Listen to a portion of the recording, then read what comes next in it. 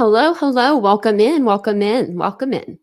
My name is Tanya and welcome to tonight's live. If you are new to the channel, hi, hello, and welcome. And if you're watching on a replay, well, welcome to the channel, hashtag replay.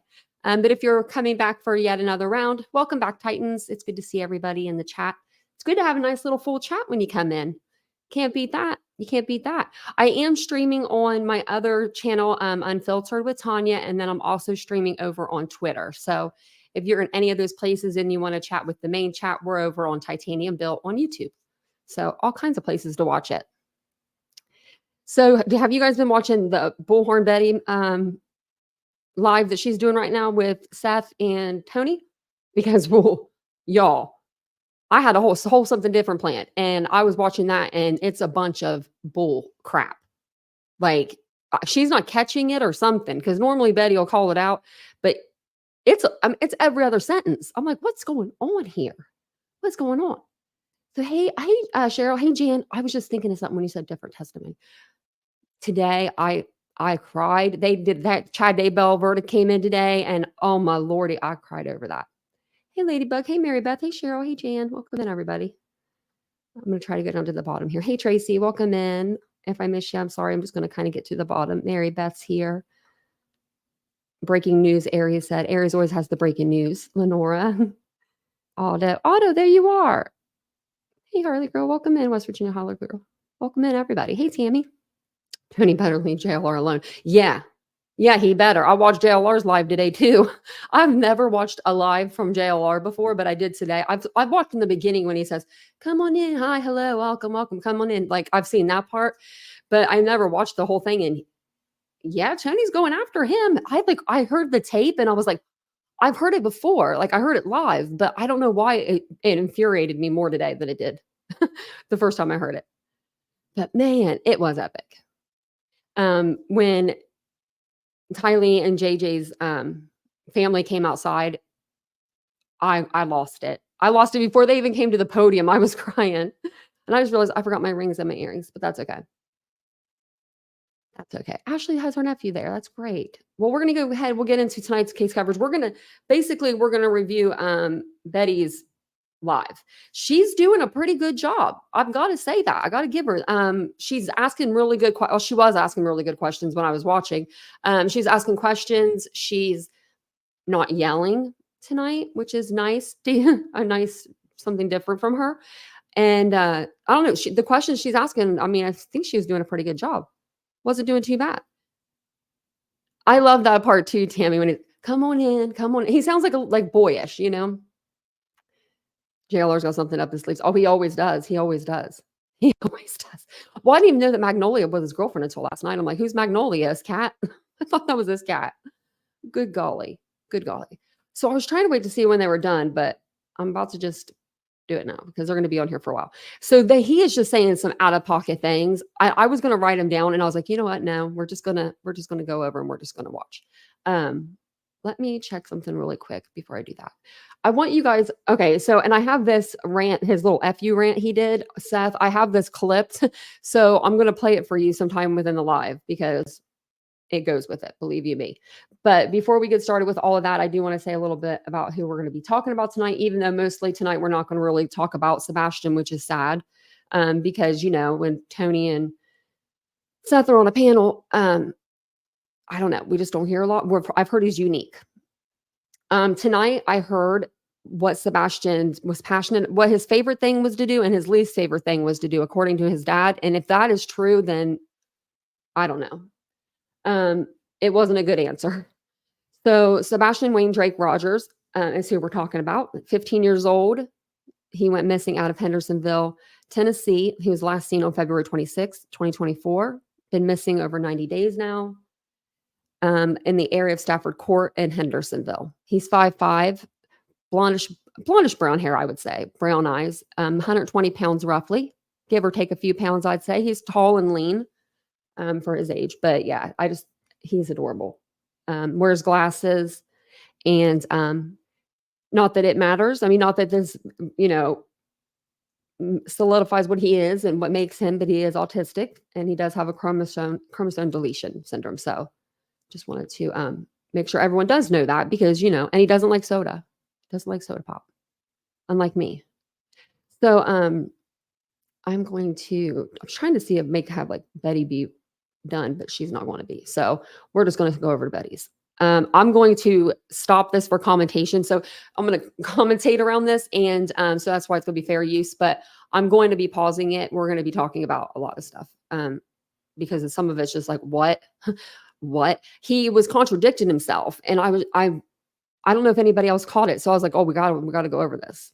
So thank you guys all for being here tonight. Let me go over here. Oh, now Tony's not on the screen. Where'd he go? Okay. Let me go back. And then I'm going to duplicate the page so I can see when they're done. And I'm going to put her, link in the chat. And then this one here. Okay, so this is when they first start talking. Seth Rogers, I'm sorry, and Bullhorn Betty. Tony Mathis is going to come up in just a minute. He's going to come up and he just sits there pretty much the whole time. Seth is going to say some stuff out of pocket. He always does. He always does. Some of the things he says, I'm questioning my sanity now, but he just gives us a lot more information. I don't know how to explain it to you guys. You're going to hear a lot tonight. You're going to be like, what the hell? So this is Bullhorn Betty. If you don't know her, her name's Bullhorn Betty. She's a YouTube creator. This is the link for her video here. So, let me unmute her. If you can't answer something, and I'm going to fast forward it a little bit, or not fast forward. I'm just going to play it a little faster. I'm not at liberty to say, something along those lines. I don't want to push too hard, but I do want to find out some much wanted questions from, myself as well as our audience. So thank you, Seth. Well, thank you, Ladybug. Oh, you've been a member 5 months. I know that this has been a very challenging time for you. And I really honestly can't imagine what you are going through. Do you want to talk a little bit about, before we get started, about, just how things have been progressing in the case, just maybe some updates or anything like that, and then we'll just get started? What updates? Oh, no, that's it too. Right.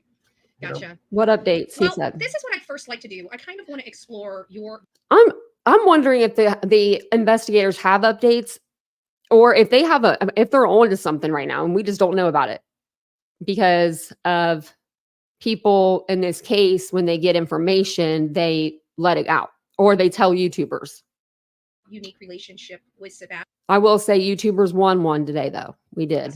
We did win one today. When he was born, you were kind of dad. You were home with him. Explain how you guys learned about his disabilities and ailments. Was it right away? Was it? Read a lot of books before, she was pregnant for 9 months. So read a lot of books. I've never been a parent before, apprehensive, must devour information and knowledge to try to, be prepared for what's going to happen. And devour knowledge. He wants first thing that I kind of realized is that my son was, he'd be awake for 16, 18 hours a day as an infant. Mm-hmm. And I'm like, well, that's not what the books say. Yeah, usually babies sleep. The books say he should be sleeping this long. So he had sleeping problems as a very young baby. Yeah. And it's just like he was awake. I mean, every baby has sleeping problems though, right? Like some babies don't sleep at all. Some babies like me, I slept through the whole night. My mom was like, we thought something was wrong with you. There probably was something wrong with me. Probably still is. But he's saying Sebastian wasn't a good sleeper. He was active. So having a new baby and already being sleep deprived, that had to have been an interesting combination. Well, I already have my own sleep issues as it is, especially back then. When Sebastian was born, I was working full time, going to school full time, and I was just okay. So I have a child, so I was trying to be a dad full time, and it was a lot. What kind of challenges, did you guys have learning his disabilities? Well, we found out about the chromosomal deletion syndrome at a very young age. Took him in to Jacksonville, and they told me and Katie needed parenting classes, and it was like, it's not parenting classes, it's sleep.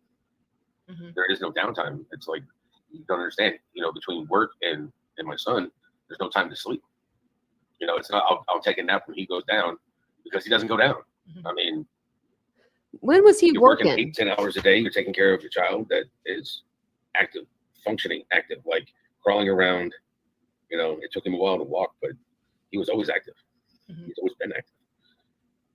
What kind I don't get what we're supposed to get with that. I was active. I was so active. I ran out of the house butt naked one time because didn't want to come in from playing outside. I was like 5 years old. Kids were chasing me around. of I accommodations did it. did you guys have to make I when did what I learning of his did. disability? Like, you know, other than the classes and stuff like that, what did the doctors say? What did you guys have to do? Could be. More reading. When he was born in 2008, like 8 people had it, 8 known cases. So there was really no information about it. Doctors were like, there's no money in researching this, so people haven't researched it. So it was, every day was a day, you know, as Right. it comes, you figure it out and you do it. How was it like when he was a baby, and how did you guys deal like with his sensory issues and other things? Let's hear Did you this. just have to try stuff? It was, well, I like it quiet to begin with, so it's not really much of an issue on that one. Did you hear that? Because when first time I heard that, I was like, what? She says, what did you guys have to do to accommodate for his sensory problems? Like the way that clothes feel, the way that taste is, like your food texture of your mouth, like in your mouth, things like that. I'm autistic. But he says, I like it quiet anyways. Like, what? I know that sensory can be your ears, but like, what? He had sensory more like his clothing, more like his, like that kind of stuff. He was okay around sounds.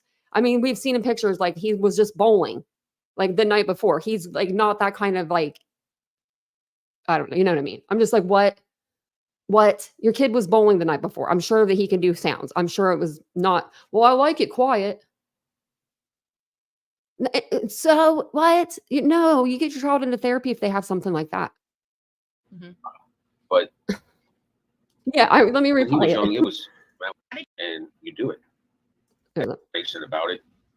Doctors were like, there's no money in researching this, so people have And I don't get that either. There's no money in researching this, so we're not going to do that. No doctor on this planet is going to tell a patient that. researched it. So it was, every day was a day, you know, as Right. it comes, you figure it out and you do it. How was it like when he was a baby, and how did you guys deal like with his sensory issues and other things? Like, did you just have to try stuff? It was, well, I like it quiet to begin with, so it's not really much of an issue on that one. Mhm. But when he was young, it was fun. I mean, I enjoyed it. I mean, it was new to me, so it's not like I was comparing it to him. He enjoyed it. No, because Katie was probably the one buying the clothing, and he was probably freaking out on her in the stores not wanting to wear jeans, because I used to work in a kid's store and I know what it's like for kids to be having a breakdown because of sensory overload. But he's saying it was walk in the park. The other child, Mhm. you know, to me, this was my first child. So I had nothing but books to compare it to. We all know children are different. So is he saying because Katie had a child or Chris had a child? What's going on? You know, I remember him sitting on the threshold between the living room and the kitchen, and just sitting there, and you buy him all the toys he wanted, but he was going to go for that. You give him an empty 2-liter, and he would play with that more than all the other toys that you bought him. All right, and it's like, okay, well, whatever makes him happy, you know. And at one point in time, it was about 45 minutes that he just sat there and laughed the whole time. And Katie was on one side, I was on the other, and we were just making funny faces at him, and he just kept laughing. It was, you know. Yeah. Tony, thank you so much. I wanted to welcome you, but so sorry, I started a little early. I didn't want Seth sitting back there too long. It's all right. Don't interrupt the boss. So yeah, what is one of your, tell me a little bit about you know, like fondest stories. Like what did you guys like doing when he was a kid, when he was a baby? Swimming. Boy loved to go swimming, and it was great activity. Putting sunscreen on him and then just going. And I've always liked to be a swimmer. To me, it didn't matter. Like, I swim. When I grew up, swimming was, you swam in ponds. You didn't have a pool. You lived in the country. So, you know, I swam in rivers, lakes, ponds. You know, if there's something there that'll eat you, you'll find out. Otherwise, you know, Right. it don't kill you. It makes you stronger. There you go. Sebastian, on the other hand, you know, he's swimming in a lot of different pools. Check out the headset he's got. He's got headphones now. That's when you know you're official YouTuber. Saltwater pools, freshwater pools, chlorine pools, but it's always been never really liked the beach because he didn't like the sensation of the water around his feet. Mhm. So. And he doesn't really, well, I've got it down further, but to go through some of the stuff, because he doesn't really like dirt and stuff between his toes. It No, seems like. no, he doesn't. I mean, when he was younger, it didn't really matter but as he got older, I've got pictures. I've got plenty of pictures of him dirty. Like, but that was before he started talking and, you know, dressing himself. And, you know, then it was like, he didn't want food. He didn't want himself dirty. Mm-hmm. And it's like, you still got to take a shower, boy. Gotcha. And it kind of dovetails right into kind of my next line of questioning is I want to kind of discuss his disabilities a little bit and want to explore like his likes and dislikes. What are like some of the major things that he absolutely loves? Besides like video games or, you know, because what I've gathered over the last 3 months is that he's different at my house than he is at his mom and stepfather's. So, you know, I've heard some of the stories, and it's not one of those pleasant things that I like because it just means I was inadequate in doing what I should have done. You know, in a situation like this, it's always the coulda, woulda, shouldas. You know, you'll have plenty of time to beat yourself up later. You know, It doesn't matter. It's an everyday process now until I find it. But he loved anime. He loved watching cartoons. Even though he's 15, I mean, one of his favorite ones, like he loves ramen. Like we have a Japanese restaurant here in Clarksville that I will take him just to eat ramen. But like we'll spend all day watching Naruto. So just so when we go to dinner, he's in the, you know, he'll want to go have ramen. So he's into like, okay, he's into we have a store like that here. I'm trying to think of what it's called. It's like a Japanese inspired store, like anime and stuff. So I think, okay, I know what he likes. I know what you're into, buddy. He likes a lot of anime and cartoons. Which Gotcha. What does he absolutely dislike? Like just without a doubt, like it's a no-go. Like he just absolutely can't stand this. boring movies would probably be his go-to. He doesn't like to watch like old, like I like Stargate movies, old Star Trek movies. He doesn't even like the old Star Wars movies. If it's not new, he doesn't really like it. If it's not his like generational thing. When he was growing up, like we made a big deal every Christmas when a new Star Wars movie came out. You know, me and him, that would be a me and him night. We would go have dinner, and then we would go to the movie theaters, and we'd watch the first showing of the new Star Wars movies. And that was just one of the things that we did as a dad and son. But you just said he didn't like watches Star Wars or Star Trek movies. So why would you make him go watch the Star Wars movie? Especially, I'm just saying, if he is, I mean, and he is autistic, that's one of the traits for autism is you like to do things that you like to do. You don't really like to do things that other people don't like to do. And I'm not trying to be mean. I have autism. And that's it. I mean, that's true. I think I kind of glossed over some things. So he probably did freak out if he didn't want to watch a Katie, movie. How did that whole situation work out, you know, when he was younger? Because I did watch you, I think it was Jennifer Coffindaffer, and you were talking about that you took care of your son, that she ended up, after his medical diagnosis, went off to the Navy. How was that? What prompted that decision?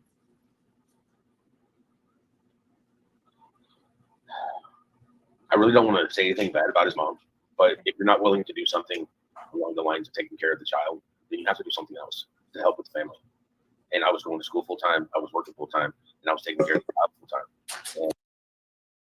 So he was going to school full time, he was working full time, and he was taking care of Sebastian full time. Where was Katie? In the garage? Gotcha. She sleeps like a rock. She slept like a rock when she was with me. And like he'd wake up and scream, and it wouldn't matter. I'm just curious. I wonder if he was bottle fed as a baby. If I had just had, because you got to have the mom 30 there minutes to do that, or 2 hours of sleep as soon as he would wake up. It's like, hey, are you gonna go take care of him this time? And no answer. I get up and I just go back to doing what needs to be done because it's not his fault he's awake. Right. And it got to the point that I had to drop out of school, and it was just like. Then I talked to her and I tried to have one of those life developing conversations where, you don't want to be in the career you're in 20 years from now, still be doing it. So if you do 20 years in something else, then you can retire and have a nice little, then you can go take all that education and learning and go do something else with your life too. And Are you trying to say Here we are, 15 years later. like he did it? Like he did it? Like he did something? Katie did that. Katie got herself in the military. Katie did those tests. Katie did those drills. Katie did all that work. Oh, my Lord have mercy. My Lord have mercy. I guess I do say that, but I don't say the other one, but the other one someone told me I said, but I do say Lord have mercy. Hey Eddie, thank you. Welcome in, Eddie. This is How is What's going on? Sebastian at meeting new people? If he got a bad impression about you the first time, he didn't want to talk to you. You know, How about sorry, I didn't mean to go. Did you want to finish that? Sorry. if he liked you, then he would not put himself out there, but he would not hide. All right, because you had pretty much three different things. One, he would hide. Two, he would be shy, or three, he apprehensive. Like I've watched him, and it's like as he got older, it's like, did you think she was cute or something? Yeah. Is that why you went out and shook her head and told her, what your name was? Yeah. Okay. Well, it's fine, son. Just keep it like a gentleman. Mm-hmm. Oh, he's starting to have crushes. I heard he had a big crush on Taylor Swift. That's pretty much. He was Swifty. He liked her music, and he liked to, I guess he liked to watch her videos and stuff. Mm-hmm. How is Sebastian with changes in, like, say, his schedule? I know he was about to go to your house. I mean, how is all that? What is his behavior like? At my house, it's routine. I really don't know too much about their house, but he was getting accustomed to it because every other week coming here or. That's another thing I wanted to bring up real quick. I mean, how much PTO is he getting right now?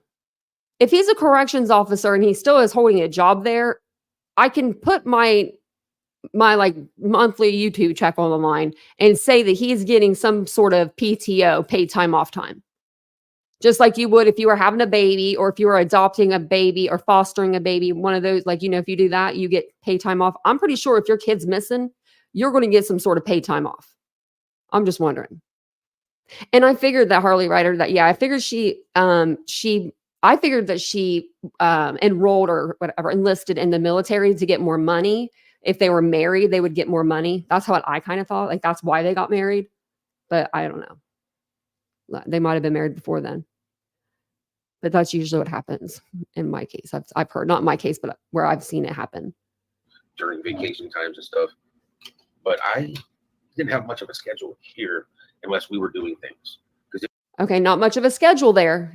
Okay, he was going to do it because every other week coming here or during vacation times and stuff. But I didn't have much of a schedule here unless. But you're going to hear him say he needs structure, and they're too strict over there. We were doing things because if he was going to be here and he didn't have school, it's like, hey, you can't be up all night. I have to work. You definitely need to be going to bed by like 1 and 2 o'clock in the morning. I know you're watching TV. Absolutely not. On your Switch. He said on another interview that he told Sebastian asked one time if he could stay up, and he told him he could stay up however long he wanted to because he was on vacation. Does anybody else remember that interview? Tell me I'm not going nuts. 12 weeks?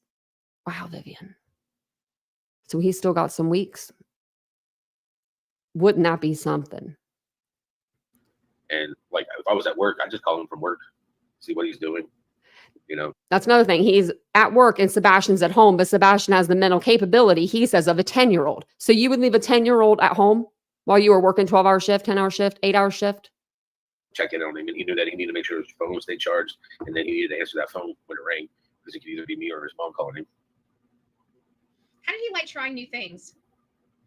Like food? Well, I'm going to be asking you about food, but just new things, trying like maybe a new event, a new activity. Well, I'm a creature of habit, so I don't really understand what you mean by, So, I guess like new, like would he, like if there was a new game, like if there was a new tag game or a new running game, would he be wanting to try it or no? Not really here. As for playing tag or anything, Mm-hmm. It's really not a new game. That's just, it's an old game with a new twist. Gotcha. And Now, like now's the going question. to the park and stuff like that, he always loved to run. I mean, he liked to always play tag. Anything that got his blood pumping and him running around. When we were in California, I was teaching him how to play soccer. I drew the line at football, and I was just like, I can't have him have a head contact injury or something like that. And so then he probably shouldn't be playing soccer neither. buddy, or softball, baseball. Maybe he should just stick with like pool, playing pool, maybe swimming. Into a little bit of his the stuff, but it's a little later in the show. Thank So you, now Mary I guess the Beth. question is, what about food? Trying new food. Well, how do you know if you don't like it if you don't try it? Right. Now, if you try it and you like it, that's good. But if you try it and you don't like it, at least you tried it. And that was the whole point with him, is getting him to realize that you can't say you don't like something just because somebody else said they don't like it. You got to be your own individual. So he is willing to try new food. Yes, ma'am. Oh. Not me. Now, this is going to be one. How about changes in the weather? I hear in sensory issues that weather could impact that. Do you? Again, when he was here, if we had thunderstorms and stuff, like when we had the 2 tornadoes that hit Clarksville, the one on Fort Campbell Boulevard and the one on Tiny Town Road, he was by my side the whole time. Like, I went out front, smoked a cigarette, and I was like, well, that doesn't look good. And I was like, well, I'm going to walk back this way. At least I won't see it when it hits the front of the house. Sebastian had already put on his boots and everything because he was ready.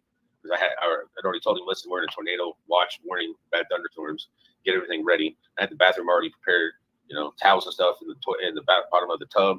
And so he could go in there and I could throw the mattress on top of him if necessary. And went to the backyard, saw them from coming down from Tiny Town Road. So it was kind of like, well, they're coming from both sides. I don't know what to do, And we went back to watching movies. Had the doors open so that we had a breeze coming through here. I mean, I grew up. And he did well, huh? Well, it's like, I'm not worried, so why would he be worried? Right. Interesting. Your children take a lot of their cues from you. What would cause, because I've been reading a lot of his chromosome deletion as well as autism, and there are things that trigger them that cause some mood swings or something like that. What would cause a mood swing or trigger an episode in Sebastian? Sometimes it would be like literally nothing that you would observe because everything is coming from his perspective, but stress is one of them. I mean, I've seen him, in hindsight, it's 2020, but stress, probably feeling like you're not in control of yourself. Like you have no control of your life. What does he have You just have some control. You have control over where you're at on the internet. You have control who your spokesperson is. You have control of where all the money goes for those donations. You have control of where you search every day. Haven't seen him search not once. And I will tell you this, he had this little shoulder injury. He's had this since the divorce. So this is an old injury that he, I guess, re-injured because Katie was upset because he was taking the rugs for the shoulder injury, and she said he was going above and beyond just the ones that he's supposed to be getting them for. A problem with overstimulation? It's in the documents. Like if he had an overexerting I've day, been reading have you seen that today. trigger an episode in him at all? I have seen him stay up for 2 days, 2.5 days straight from overstimulation. Yes. So it causes them to get in almost a manic type state? The brain gets like, it's like the old fashioned tops, give it a couple, 2 or 3, it spins. But when you break the gears on it, it doesn't stop. It takes forever for it to stop. I have seen him stay awake for 2 days here. He's gotten overstimulated before on road trips, and he'll stay awake for the whole road trip. ADHD. That's not an insomnia, I don't think. Coast to coast. Wow. Because he's staying awake throughout the day, throughout the night. Normally insomnia, you just have a little trouble falling asleep. You're not like, Oh, well, I could use a driver like that. unless you're chronic insomniac. Just saying. I get him. We're not even going to go there. Trying to get him to actually get behind the wheel of the steering wheel for a vehicle for me to even teach him. He's like, no, Dad, I don't want to do that. I'm like, you think I'm going to drive you around your whole life? He was like, I'm not going anywhere. So why do I need to drive? Aw. I'm like, you going somewhere? Here's the keys. It'll work. You're gonna have to do something. You like playing Magic the Gathering. You like buying these cards. You're gonna have some way of supporting your habits. Yeah. This is going to kind of go to the events of the day before your son disappeared. After hearing the events that unfolded the day before, do you believe, based on what you heard, that it was possible that your son was overstimulated? We had a very, very packed day. There was a lot of goings back and forth to the store, then back to the house, things like that. When he was at my house, he had the option of either staying here or going with me to the store. So because Katie made him go to the store with her, And I preferred him to go with me to the store. he says himself that he has the mental capability of a 10-year-old. So if he did or does, why would Katie leave him at home? Why would Seth be leaving him at home? Why is it work? But there was times he was just like, Dad, I don't want to go. I don't want to leave the house. And it's like, okay, well, understand that if you don't come with me, I'm only picking things up on my list. There'll be no extras, nothing that, normally I would get you or anything like that because you're not going to be there. And he would think about it. And he would be like, okay, and either he would stay or he would go. If he stayed, then it was just literally run to the store and I'm back in like 30 minutes. Mm-hmm. If he went, back in like 45 minutes, and we may end up going out to dinner afterwards. But I like to take him with me because, like, what do you want to have for dinner tonight? And have him help pick out things for dinner. Getting him to voice his opinion and have his own ideas. Mm-hmm. What you brought up something that I didn't even think about on my list. So when you go to the store, what snacks? What kind of snacks did he like? Like, what was his favorite? Like, I don't know. Did he eat candy? What did he like? No, well, really kind of depended on his mood on that one. Sometimes it was ice cream. A lot of times it would be like Debbie snacks. Like he liked Nutty Bars. Ooh, me too. He loved zebra cakes and Swiss roll cakes. Me too. But it's like I still have a box of his Fiber One granola bars up there in the cabinet. It's not open. He finished off one of his last ones when he was here. I've got his.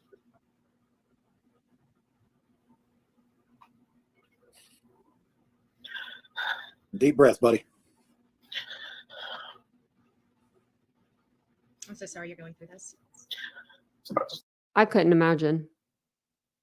I'm sure he sits there and he thinks about it all day, every day. It looks like it's a small apartment. So it looks like literally he probably is sitting right where he's sitting right now and looking at Sebastian's bedroom. It's sad. Stop. Take your time. There's old Tony. Okay. Well, hello, Mr. Mathis. How are you doing this evening? I'm fantastic. How are you? I am doing, as good as expected in a situation like this, But it's great having you. I just want to tell you thank you. Thank you for, speaking to me and, helping me with all of this. I really do appreciate it. Sure. I really do appreciate it. While he's taking a little, break, maybe I'll just talk to you about some things. How have things been going with everything? As far as working with Seth, it's been fantastic. I mean, you're not going to find a better human. I think a lot of the challenge has just been not understanding how people function in a situation like this. And I would think that when somebody's child was missing, that everybody would bond together and, regardless of their feelings about any of the parents involved. I mean, you would think everybody would be kind of like 9/11, right? Where it didn't matter what side of the aisle you were sitting on. I mean, we were all Americans and everybody kind of bonded together. And you'd think when a child was missing, that's what you'd see. But, in the words of another creator, it's out there in the streets. That's not the way it works. So, that's been the biggest challenge. But, I'm laser focused on taking care of Seth and helping him find his son. So as far as that goes, it's been fantastic. I mean, he's got a very small circle, but there's some wonderful people inside of that circle. And I talk to each of them every day, sometimes wee hours of the morning. And, that part's been fantastic. So one thing that a lot of Who are they talking to? Who are they talking to for these hours per day? Each other? Because all the searchers are gone. people don't know, I've never even shared with you, is Seth and I didn't know this till we started working together, but we actually grew up 15 minutes apart. Mm-hmm. Would you look at that? He grew up in a little town called Riverton, Kansas, and I grew up in Joplin, Missouri, and those places are 15 minutes apart. So, we ate at a lot of the same restaurants growing up. So, oh, geez, yeah, I forgot BHB's the team leader now. Talk about, even though we have a history beyond a month or so. Right. Right. And I did bring my latte this evening. Oh, did you? I made one right before the show too. I made one right before the show. Sorry, I had to slow chat down just a little bit. Again, Seth, I'm sorry. I know that this is probably. Don't be. I'm sure you feel like you're going through a meat grinder. She did dress up for the occasion. When I say it's a never-ending nightmare, it is. I just want everything to be the way it was last time he was here. When he comes back. Betty, these kind of questions are tough on Seth, yeah. but quite frankly, Seth will be the first one to tell you that this is the type of stuff that he wants people to hear, and this is truly what he wants to talk about. Yeah. There's so much stupid fucking drama, and it's not helping me find my son. Yeah. And we'll get into that a little bit further down You know, it just, I can't even remotely imagine what you're going through dealing with a missing child, but all the other stuff going on that's just unnecessary. I mean, there's a time, I always talk, there's a time and a place for everything. This isn't the time, this isn't the place. And It's never the time and never the place for a kid to go missing. yeah, but I'm talking about the other nonsense. I try my best to ignore most of it. That's probably the best thing you can do. I mean, like even right now, I got my list of questions over the comments and just praying to God that everybody's being good over there. You know. I'm not even after being on another particular podcast or show. I don't even see your comments. Good, I don't good. even have them up. Yeah, I'll be doing a Q&A and I'll be kind of vetting the comments before we go over them. And we've got so many questions here, and I've got questions from my mods and a couple questions that were sent to me for some. And I don't want to keep you all night, you know, but I do want to get through a few. Well, I'm pretty sure you can try to keep me all night. I sleep. Yeah, well, I'm sure even when you do have an opportunity to get sleep, it's your brain probably doesn't shut off. So. It doesn't. So this is going to be, I don't know, this is going to be a little bit different.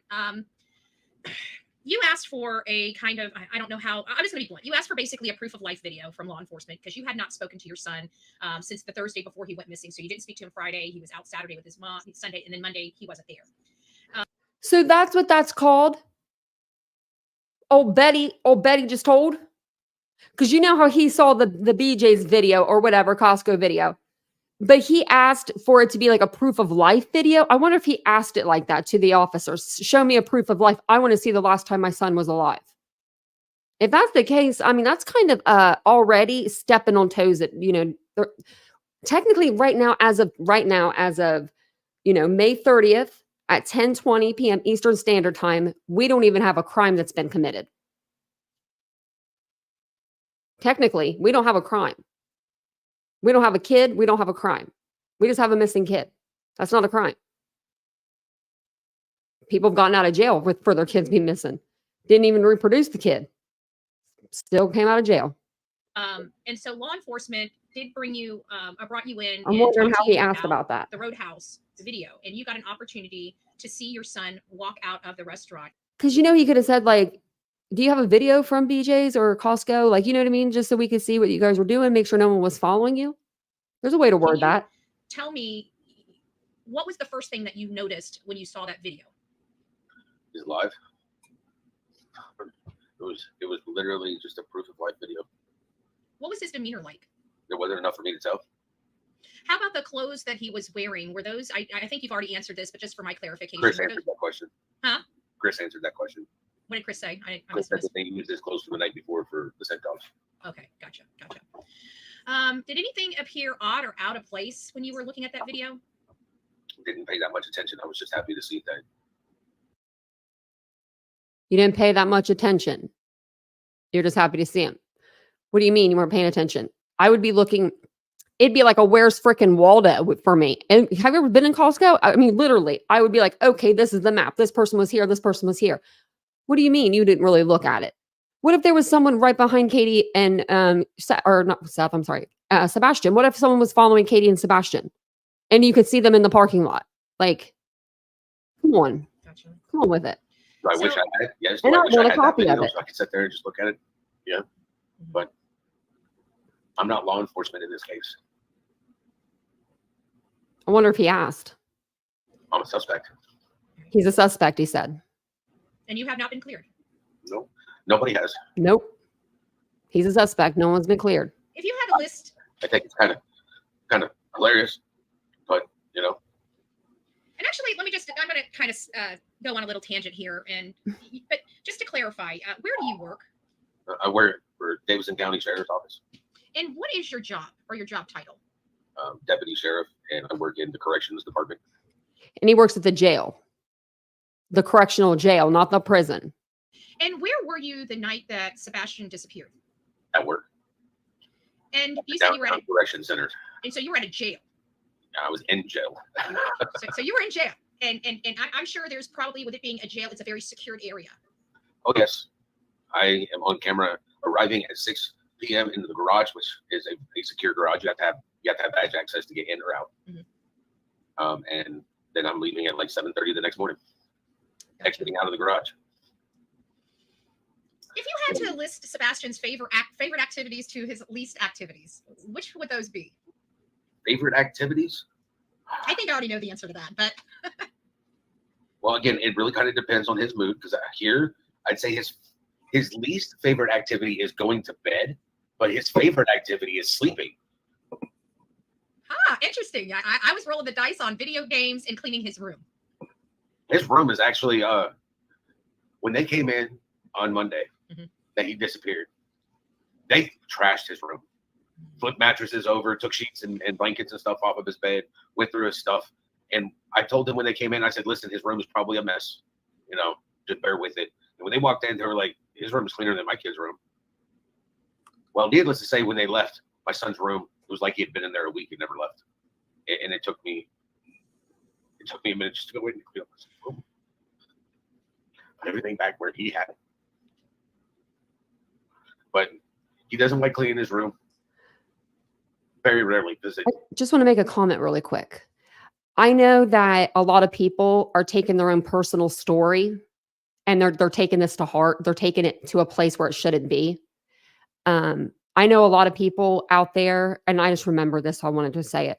I've had trauma, have had experiences like this family's had, and they're putting their own experience in this case, and they're taking it too much. They're going too far.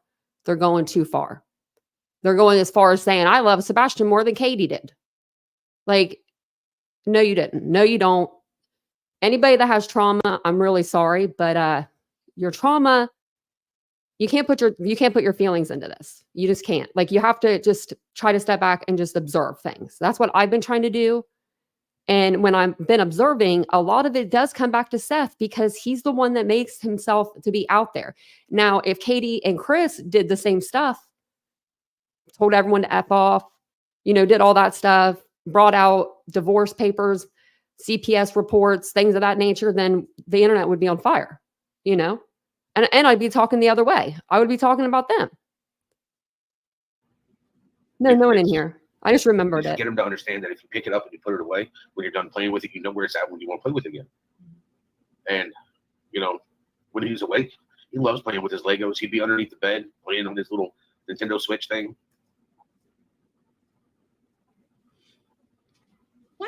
What are some of Sebastian's allergies? We hear a lot about he's got some allergies. He's allergic to grass. That's about it. Gotcha. Well, I guess that would be kind of medical. I was going to say, because I don't know why I was thinking about like medication if he's. Oh, HIPAA. We're not. I know. That's what I was about to say. Better be careful. Huh? I'm skating a little too close. I mean, sorry, got Betty sped up there a little bit. Hold on, wait a minute. I don't have a PhD and I don't have a doctorate in the medical field, so I can't violate HIPAA. Yeah. Wow. When Sebastian's, I'm allergic to grass myself, and they mowed the yard today. Oh, don't worry about it. We'll forgive you. Maybe I should mute. Maybe I should just mute you just a little bit. Hold on. There we go. There you go. Are you cleaned out? Yeah, currently. That means a different thing in the middle. Cleaned out. It also means something different in jail. Yeah, what does that mean? So when Sebastian stays, what does that mean? Like, I don't know jail slang apparently. I don't know if I want to know, but I'm gonna rewind it. Like, you guys hear it. If you know what it means, let me know. Are you cleaned out? Yeah, currently. That means a different thing in the medical field. It also means something different in jail. So when Sebastian's, is he talking about like an enema or something getting cleaned out? I don't know. I'm really like oblivious to this. Yeah, he just blew his nose. He blew his nose. Yeah. Stays with you. What does a normal weekend look like for you guys? What do you do for fun? Well, I pick him up Friday. It's depending on traffic, an hour and a half drive to get back up here. Sometimes even longer, depending on what direction we go, depending on how his day went. Sometimes I'll let him pick the route. Do you want to take the interstate? Do you want to take the highway? Or do you want to take the back roads? I mean, as after time change, with it not getting dark until after 8 o'clock, time change, we normally would take the back roads. There's been times that we've seen a lot of deer and turkey and stuff as we're driving back, which I don't understand that anyways, because he would be playing his video games and not paying attention to the road anyways. But, I mean, come back up here, get up here with enough time. If I'd already had everything planned, I'd already have stuff in the back of my truck, tackle boxes, chairs, fishing poles. We'd just go straight on through and head over, go fishing at the high school, or go up to Yellow River, go fishing up there. Always enjoyed that. Pick up some food on the way up, or I'd already have like bread sliced meat and cheese to go ahead and make sandwiches. Pick up graham crackers, marshmallows, and chocolate. Making s'mores is always fun. When? This is probably going to be a What do you little what do you mean? You're just making a fire out in the middle of nowhere? He said they'll be driving home, they're watching the deer, they see deer and stuff. And he said sometimes I'll pack like a tackle box with some in the fishing rods, right? Fishing rods, tackle box, and I'll make some stuff for sandwiches. more difficult, but Then he said, I don't remind myself. Then he said he had made or he brought stuff for s'mores. But where's the fire? We're just putting a fire anywhere. Can you do that? Just putting them in. I mean, I don't know. I'm really asking. I don't know. I just know that what the bear tells me to do. Don't start forest fires. what has been the most difficult part of you dealing with your son's disappearance?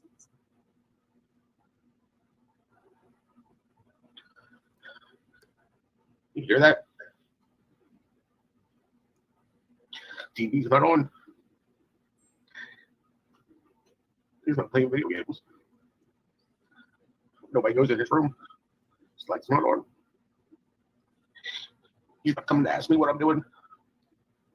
He's not asking me to play card games. He's not here. He's just not here.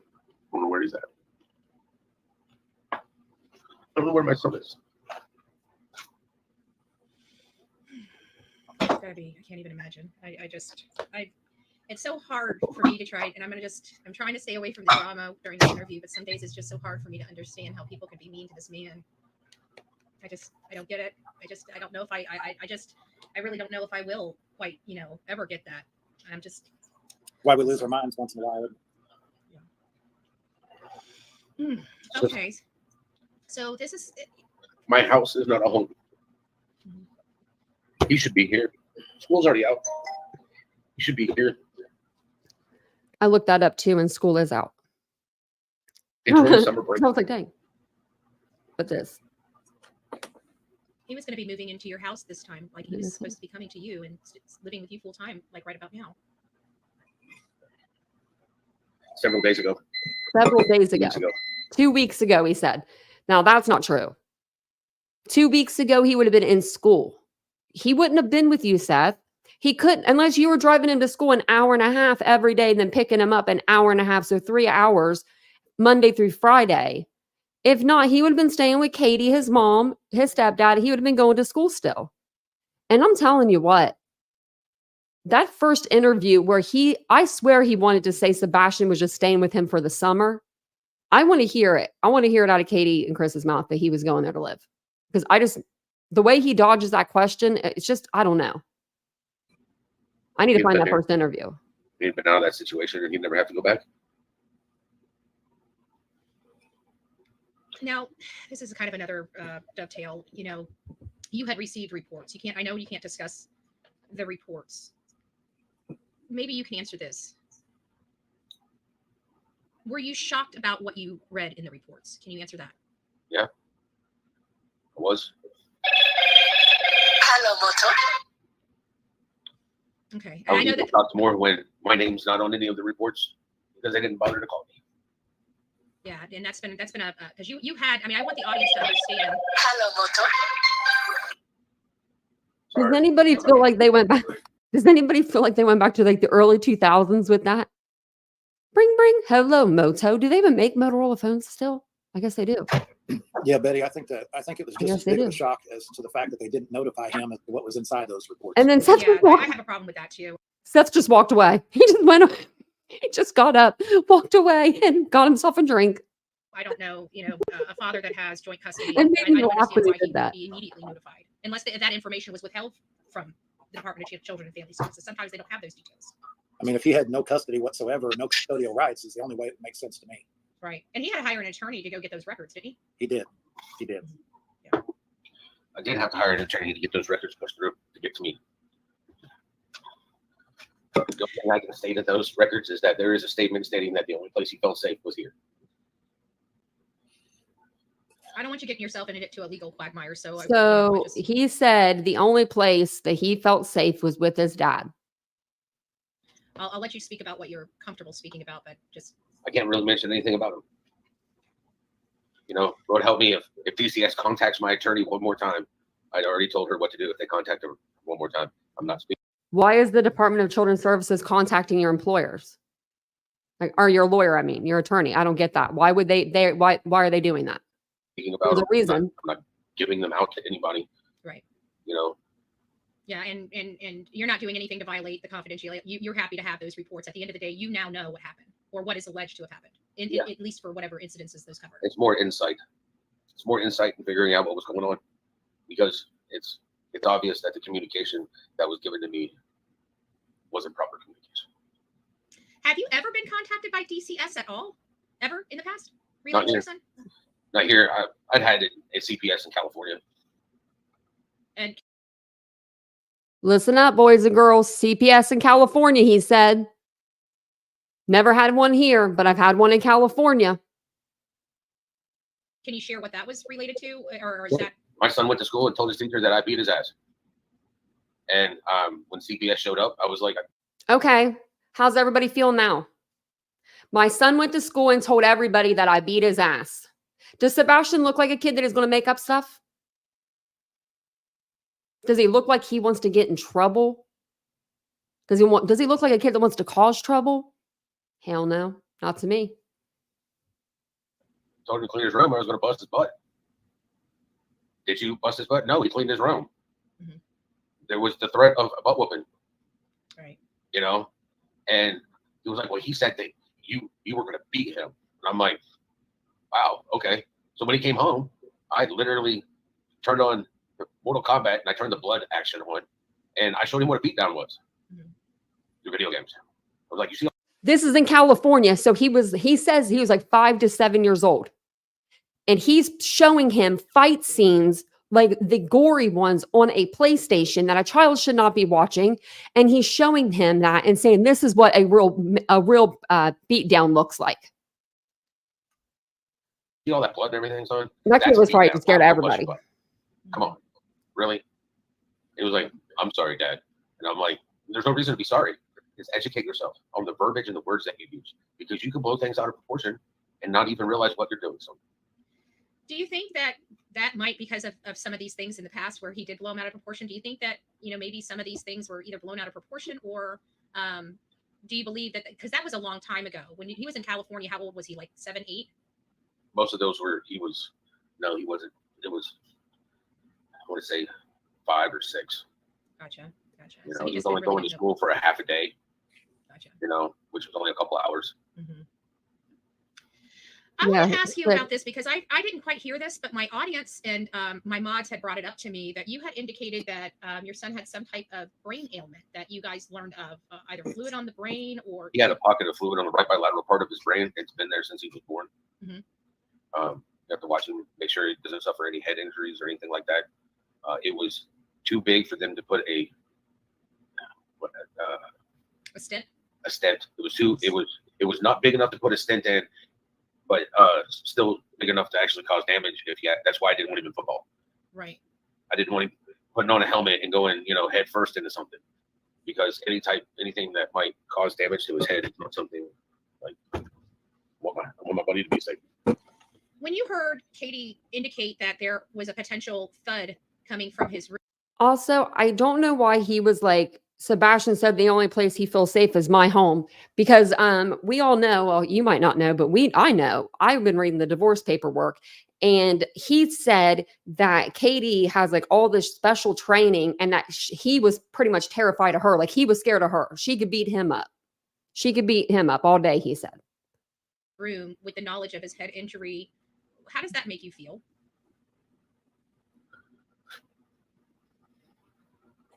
If I heard it in my house, I'd have been in my son's room to find out what was going on.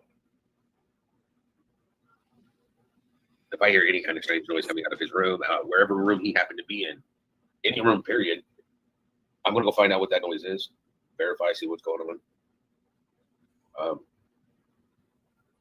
The fact that she would say that there was that type of noise and not go check on him, to me, is not proper parenting.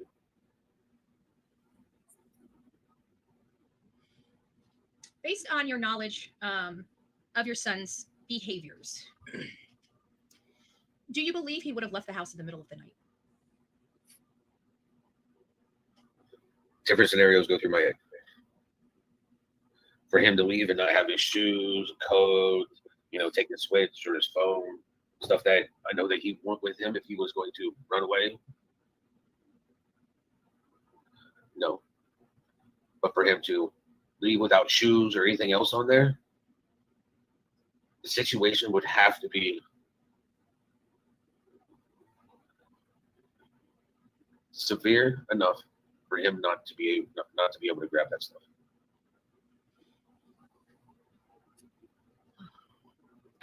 And I mean, that's a possibility. Eloping is a thing, and we went over that. It is a possibility that he ran out the door that night. Maybe he was having a nightmare. Maybe he shut the door behind him and he locked it because he thought whatever was that was chasing him, because, maybe he woke up and thought something was chasing him. He ran out the door and maybe he thought he was locking it back and locking it there. I don't know. He's a little, 15-year-old boy, maybe. Or, maybe something else happened where he got lured out. So based on the information that I know about my son and the story that is being told by his mom, for him to have left between the times of falling asleep and 6 o'clock in the morning, this is straight bullshit. And she knows that's how I feel about it. Have you been involved or heard of any other incident where he disappeared or got lost in the past? Never. Betty, Mhm. I will tell you that I had a private conversation initially with CP and KP, and I asked them very directly, and I know there's been some contradictions, but I asked them if it was normal for him to just walk out of the house regardless of the time of day, and they both in unison said absolutely not. That's pretty interesting. Is there a special spot that Sebastian loved to go that you're aware of? Up here? Anywhere there, near their house, near your house? Down there, I don't know. Up here, the park that I've done 2 or 3 interviews at, he loves to play there. He likes to go to the pond over by the high school, which is a 45-minute trip in my truck, and Yellow River, which is clear out in Palmyra. So, but would he know how to get out to those areas? Right. And I've been out there. I've been out there along the rivers looking. I'm really sorry. I don't. Just want to find my son. Just want to bring him home. Just want to bring him home. When you learned of Sebastian's, many medical issues and disabilities, what did the doctors instruct you guys to do as parents to properly care for your son? They didn't instruct us to do anything. So there wasn't any special classes or anything that you guys had that they recommended or anything like that? Well, Sebastian went to a lot of classes. We didn't. He had speech therapy. He had speech therapy. He had fine motor control classes. He had gross motor control classes. You name it, whatever it was I could get him into, I got him into. I mean, anything. Going to California was the worst mistake in the world because their education system sucks beyond belief. First year that he was there, they literally taught him the letter S. Like, my son knows the whole alphabet and he can count 1 to 10. Why are you just having him do S? He probably wanted to do the letter S because his name is Sebastian and his father's name's Seth. So there probably art projects that he was doing. He's saying they only taught him the letter S. Now, come on now. Come on. Come on. Sorry, but not sorry. They did not teach your kid 1 letter the whole school year. And if they did that, then you need to tell someone about that school. Let's go back and listen to it. Beyond belief. First year that he was there, they literally taught him the letter S. Like, my son knows the whole alphabet and he can count 1 to 10. Why are you just having him do S? Right. Left him enrolled there? Because y'all suck. Yeah, that's California. They're, I didn't know their education was, I don't know why I didn't consider their education. Off topic, No Child Left Behind was handled the wrong fucking way. All right. Instead of just passing kids to get them through class so their numbers look good, they should have hired more teachers. So you had a higher teacher to student ratio. That way the children would learn. Then no child's left behind and everybody gets a decent education. Yeah. Sorry. That's okay. But you had a lot of problems, like even with the type of classes your son needed in California. I think I heard you say that Georgia was the best, or was it just the opposite? You hated Georgia. Oh, Georgia was extremely horrible. Okay, gotcha. Georgia's where they sat there and told me, "Won't your son just grow the chromosome back like he's a fuck?" Yeah. Sorry, I forgot. I'm one of the lizard people, and don't worry, my eyes blink regular, but he'll grow back his chromosome like a lost fucking limb. I mean, Oh my goodness. best place You ever have was to Kansas. cuss. Nice. That's kind of actually, Coming from somebody that lost something, to be honest with I you, don't say it. Kansas is not really. I wouldn't have thought of that, to be honest with you. They have a facility in the town where he was from, Betty, and it's really good Gotcha. in Riverton. I feel so bad for Seth. I'm really sorry. I'm glad you're there. I'm glad you're here, keeping him, at least nothing more. He sees a friendly face when he looks up, it's got to be probably pretty hard on him and terrifying all the same. I mean, I can't imagine. Well, like I said, this is what he wants to be talking about. It's not easy, but he would much rather be talking about this stuff than some of the other BS. Yeah. He just throws the BS in here. Was your Give it son, time. was he going to be a person that was going to need lifelong assistance? I don't Good chance think of so, right? Gotcha. And prior to this whole was your son, was he going to be a person that was going to need lifelong assistance? Good chance and possibility. Good chance of a possibility, but you're going to leave him there while you go to work. There's a good chance that your son is going to need somebody to take care of him through his whole life. You're saying that 15-year-old boy that we've seen pictures of, he's going to need somebody with him all the time. Man, you giving up on what your son can achieve. Just because he has a chromosome deletion does not mean that he can't take care of himself. I mean, call me biased, but they told me they were going to take my legs from me, but they didn't. You know why? Because I worked, and I worked hard, and I worked every day to get where I'm at. And Sebastian will do the same thing. He doesn't need somebody to take care of him every day. You do, Seth Rogers. Sorry, that got under my skin. Sorry. And prior to this whole disappearance, what was your relationship like with the Proudfoots, with Katie and Chris? I'm not an easy person to get along with, but neither is my ex-wife. Mm-hmm. The divorce was kind of horrible. I mean, she accused me of some nasty things, and when the divorce initially happened, I had an attorney, and pretty much he told me that he just wanted to play dirty and take everything from her. And I was like, that doesn't help our son. I just want a divorce, so I start again. And this was before she accused me of some of the things that she did. But when she did that, he was like, you're the one that chose to play it nice. And I looked at him and I was like, I chose to be a human and not accuse her of everything that she's done. Child still deserves a mother. Child still deserves to have his father. And it was like, well, this is what you get for playing nice. And I looked at it and I was like, well, I hope you enjoy the rest of that retainer because you're not getting any more from me. I'll represent myself. Mm-hmm. So I did. And so much happened. I wish I had had more money. I wish I had a different thought process because I just wanted to be in my son's life. And I didn't think that my son deserved not to have his mother in his life. What? You talk about, Sebastian was with Katie for a reason. Now, I don't know what the reason was, but there was a reason. Obviously it was, and of course it's been plastered all over social media. So, even I know about the divorce proceedings and how. Actually, I'd like to say something about that. It's funny how every one of her declarations that she wrote is out there. None of my declarations are out there. So everybody's only getting her written side of the divorce, but nobody sees any of mine out there. I really think it's funny that that's out there on Reddit, but my stuff isn't out there on Reddit on the stuff that I submitted. Yeah, that's an interesting perspective. It seems like it's a one-sided narrative for sure. And I'll tell you right now, if people really want to look, they can look at mine because all of my declarations aren't written by me. I refuse to write anything bad about that lady. I refused. What happened behind closed doors? What she put me through? The hell that she put me through? I didn't have a thing. I mean, we're talking about I was 7 years without a girlfriend after the divorce. I didn't even, I was. That's not her problem. Why are you saying I didn't have a girlfriend for 7 years after the divorce, but you're calling her crazy and stuff? it doesn't make it make sense. Make it make sense. Wasn't looking for it. No. I mean, it takes time to heal from Yeah. trauma, from abuse. And I was good living in my sanctuary, my house.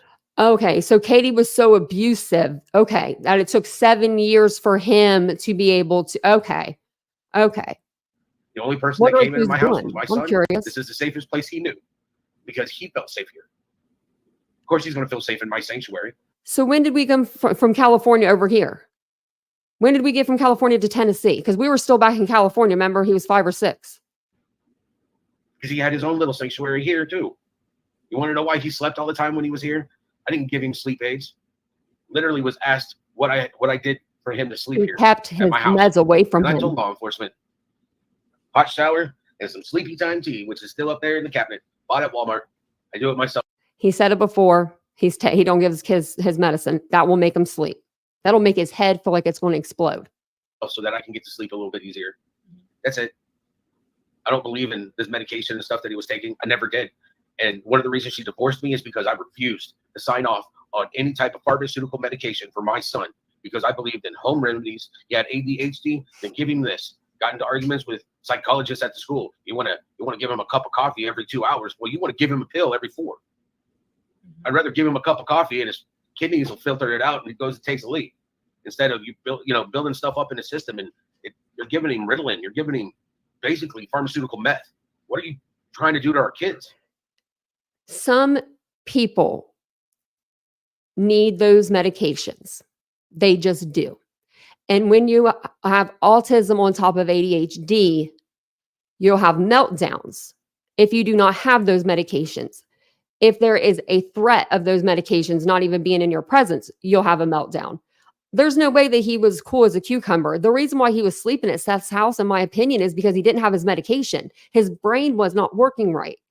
Your brain just overprocesses so much stuff until you get that stimulant and then it finally slows everything down. That's why a lot of kids, a lot of people with ADHD, they drink caffeine, they fall right asleep. It's like, it does something for them. My nephew had ADHD and, well, I do too, but my nephew had it.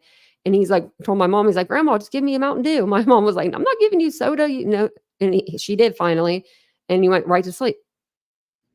Because we didn't have his medication for him. You wanted good, wholesome remedies to help you. He, not, as a child, needed to understand that what happens if something happens to me? Now, I do understand kids will be kids and let them run it out if they have too much energy. But there's a line with kids to just have too much energy. And then there's kids that they need a little bit of help. Now, do I agree with stimulants? Probably not. I mean, I don't know. I'm not a mom. But if it were to And all of a help sudden, he doesn't have my insurance child, then anymore. yeah. And then all of a sudden, he has no idea what meds he's supposed to be on or anything else. And he's got to learn how to take care of himself. He's got to learn to function on his own without the use of medication. And until he was 8 years old, he wasn't on any medication. I refused that stuff. Didn't have a single problem. Had a structure and routine in the house. And he flourished with that. So you kind of hit on something, and I was going to be getting into your relationship with Katie a little further down in this, but you said some things that kind of perked my curiosity. Was Katie abusive to you? She had a drinking problem. And when you say abusive, she was. I wonder how long Seth was with Sebastian the last time they saw each other. Because you guys know the story of, I'm going to tell it really quick if I can remember her name. I'm trying to think. It's the girl at the Cecil Hotel. She was an Asian girl. So the story behind that, and this is what they think happened to her. She was found in a water tank. There's video of her like looking around the corner. She's like peeking out of the elevator. She's doing things where it looks like someone's following her or chasing her. And we're all just like, kind of like, what's going on with her? But what happened was they said that she was on Seroquel. I'm on Seroquel myself. They said that she was not taking her dosage of that. And she would take it here and there, and then she wouldn't take it. Here and there, and then she wouldn't take it. And that's what ended up causing her pretty much to go crazy, do all of these things, take herself up to the freaking water tank, put herself in the watering tank, just because of those medications. Now, if Sebastian's on those medications as well for insomnia or something like that, and someone is ripping them off of them, and then someone is putting them back on because they don't know they're off of them, that's going to affect someone's mental health, like, greatly. I She feel was so active bad duty for Navy. this kid. And, their slogan nowadays is, I'm a sailor with a drinking problem instead of being a drinker with a sailing problem. You want to know about emotional, physical, all that? We can check all those. I mean, I dealt with a lot. Being a stay-at-home dad, So I'm not doing a man's job.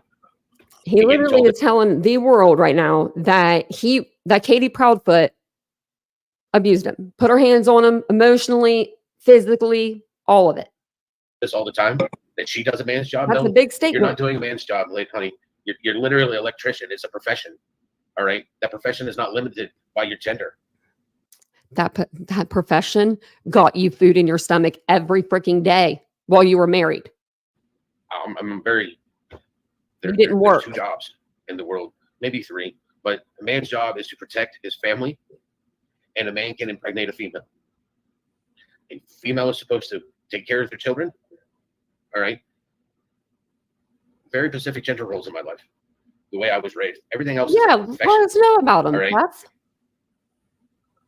got Yeah. tired of it.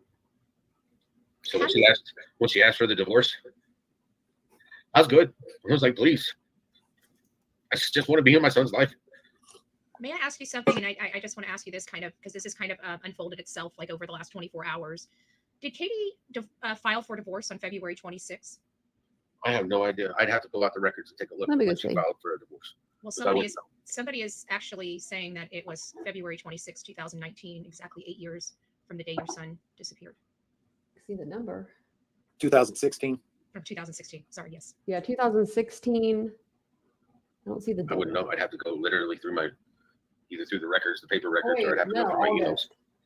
If you found Oh, out that it was on the incident. date that Never your mind. son disappeared, Hold on. what does that mean to you? No. Looks like it was the 28th. Just Hold on. Hold on, guys. I'll tell you right now. I think it was, which one was I just on? Son of a gun. Okay. I just had it now. Okay. Date of incident. This is August 28th. Come back. I saw where it said like February, or not February. I think it said April, but let me double check. Sorry, guys. I found it. Now I can't find it. The day that she fucked my life up. Another day that first one was a divorce, way to destroy the nuclear family. Another one to take the last bed of my family away from me.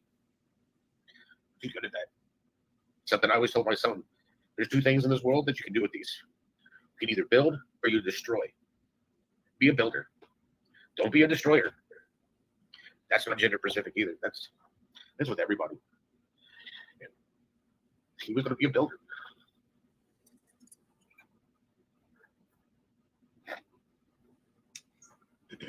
At some point after the divorce, the animosity had to have calmed down. It sounded like you guys kind of got into a rhythm, a system, if you will. Sebastian was, going to your house. On the other, the weekends, it seemed like you guys weren't having custody disputes. I'm sorry. That's okay. I know this is difficult. It really sucks. But what I was asking is, after the divorce, obviously it was pretty contentious, and you tried to keep the higher ground. I didn't try. I did. Yeah. You guys were clearly at some point started working together, making sure that your son, went back between the houses, that it was calm. It seems like you guys were becoming a well-oiled machine, if you will. Is that an accurate assessment? Looking at these DCS records. No, take those out. Just your knowledge of the situation, just the way you're. My knowledge of the situation. Yeah, just at the time, before your son disappeared, you guys appeared to have the animosity worked out. Where you guys would that be an accurate statement? Animosity was probably still there. Okay. It would raise its ugly head every once in a while. Gotcha. Me, I just tried my best to ignore it. Simple things like, why don't you enforce the same rules at my house? So on and so forth. And it's like, you got in trouble at your house. You got in trouble in your watch. You tell me why he's in trouble, and I will determine if it's severe enough that he will be punished here. The punishments need to be all the way around the board the same. You can't be like, oh, I'm going to dad's house, so I'm grounded anymore. That is a horrible, I don't have kids, but that's a horrible way to communicate and be parents, co-parenting. If you are going to be co-parenting with another person outside of your home, Communication is number one. Communication. But if it's not, I'm not going to continue the punishment. This is a different household. You know, he didn't do his homework. Well, he's going to suffer on that end, but he's going to suffer at your house. He's not going to suffer at mine. Because when he was here doing homework during COVID, he did his homework. I didn't have to worry about it. You just said you just sent him back to Katie's house and she would have to worry about it. Point of him getting to come stay at my house and be in trouble for something he did at your house and being punished at mine. Right. You wanted to visit with him. You didn't want to punish him. I got 2 days with him. Right. And literally, you know, I go pick him up on Friday when he gets out of school at 3 o'clock. I literally get Saturday all day with him and then have to take him back on Sunday. So I'm really getting only 1 solid day with him. You think I'm going to punish my son? Right. You're out your fucking mind. You know, Mr. Chris, I don't like the fact that he's, you know, you got him wearing underwear at your house. Well, we don't have the accidents at my house that he seems to be having at your house. So why, again, am I going to have my son wearing a fucking diaper at my house when he can get up and go use the bathroom and not have an accident? Do you think Katie and Chris? Did we ever hear that from the Prophets? Like, where did that come about? Like, where did the Sebastian wearing diapers thing? Can someone point to that and me in the direction of where I can find that? Like, for sure. Because I don't know. Yeah, he's just bringing Chris into it. Kristen wasn't even in this conversation at all. And Tony is supposed to be the person that says, don't talk bad about anybody. Remember that? And then Tony comes out and talks bad about everybody. Well, he let Seth go. But this right here, this would have been shut down. It would have just been shut down because I don't know who said it, but I haven't heard it, but I haven't watched all the interviews. Do you know what I mean? So where did Chris say it at? Because I want to hear him say it. Like, I want to hear like it in context. Because I'm wondering if he was having those accidents at Seth's house, but Seth was just washing the sheets or something. I wonder if it was an incontinence issue. Chrissy and Katie said it. Seth came out first. One of the first interviews. Maybe it was maybe Duchess. I didn't watch all of Duchess. Maybe that's what it was. Oh. Okay. I'll have to watch it. I bet it was that one. Because that was one I didn't watch all of. Chris stressed him out. Do you think that's why he was having accidents? They stress me out. And I'm not a 15-year-old kid. I'm in law enforcement, and I'm literally at DDC with 65 inmates that are either murderers or in there for a long period of time about to go to prison. And those two stress me the fuck out and work them. Wow. So yeah, I'm pretty sure. I'm sorry. This is just one of those.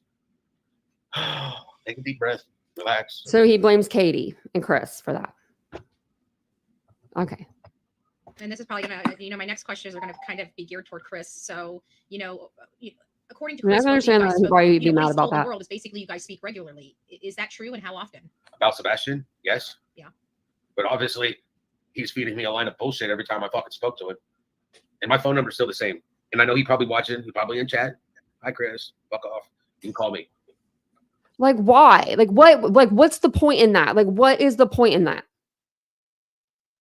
He needs anger management, Roseanne. He does. There's something seriously wrong with this man. He needs to be evaluated. Mm-hmm. Like, and Tony needs to be too. Tony's down there freaking laughing, giggling like a little girl. He's supposed to be the spokesperson. He's supposed to be bringing everyone together. But he's down there laughing. Like, y'all, come on. Even Betty ain't laughing about that. Even Betty ain't my laughing. key phrase, I guess. Right. But that's been my key phrase for a long time, way before my son went off to, play Houdini out of their house. Beat me up, Scotty. It's only a Chevy. But I'm just tired of the bullshit. No parent should be going through this. If Sebastian came home right now, would he like what he's going to hear? Would Seth be cool with everything that he said? Would he be cool with Sebastian hearing all this? I'm just wondering. Maybe Tony and Seth are in here. Maybe they could tell us. Gas station, man. Show a little fucking humanity. My heart is missing.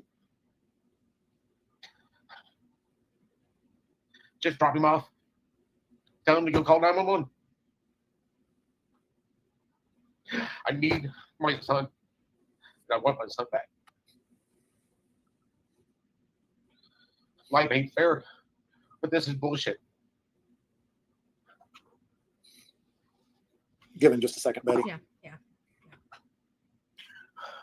And you know, I know you're a smoker. If you need to light one up, go ahead. It doesn't bother me one bit.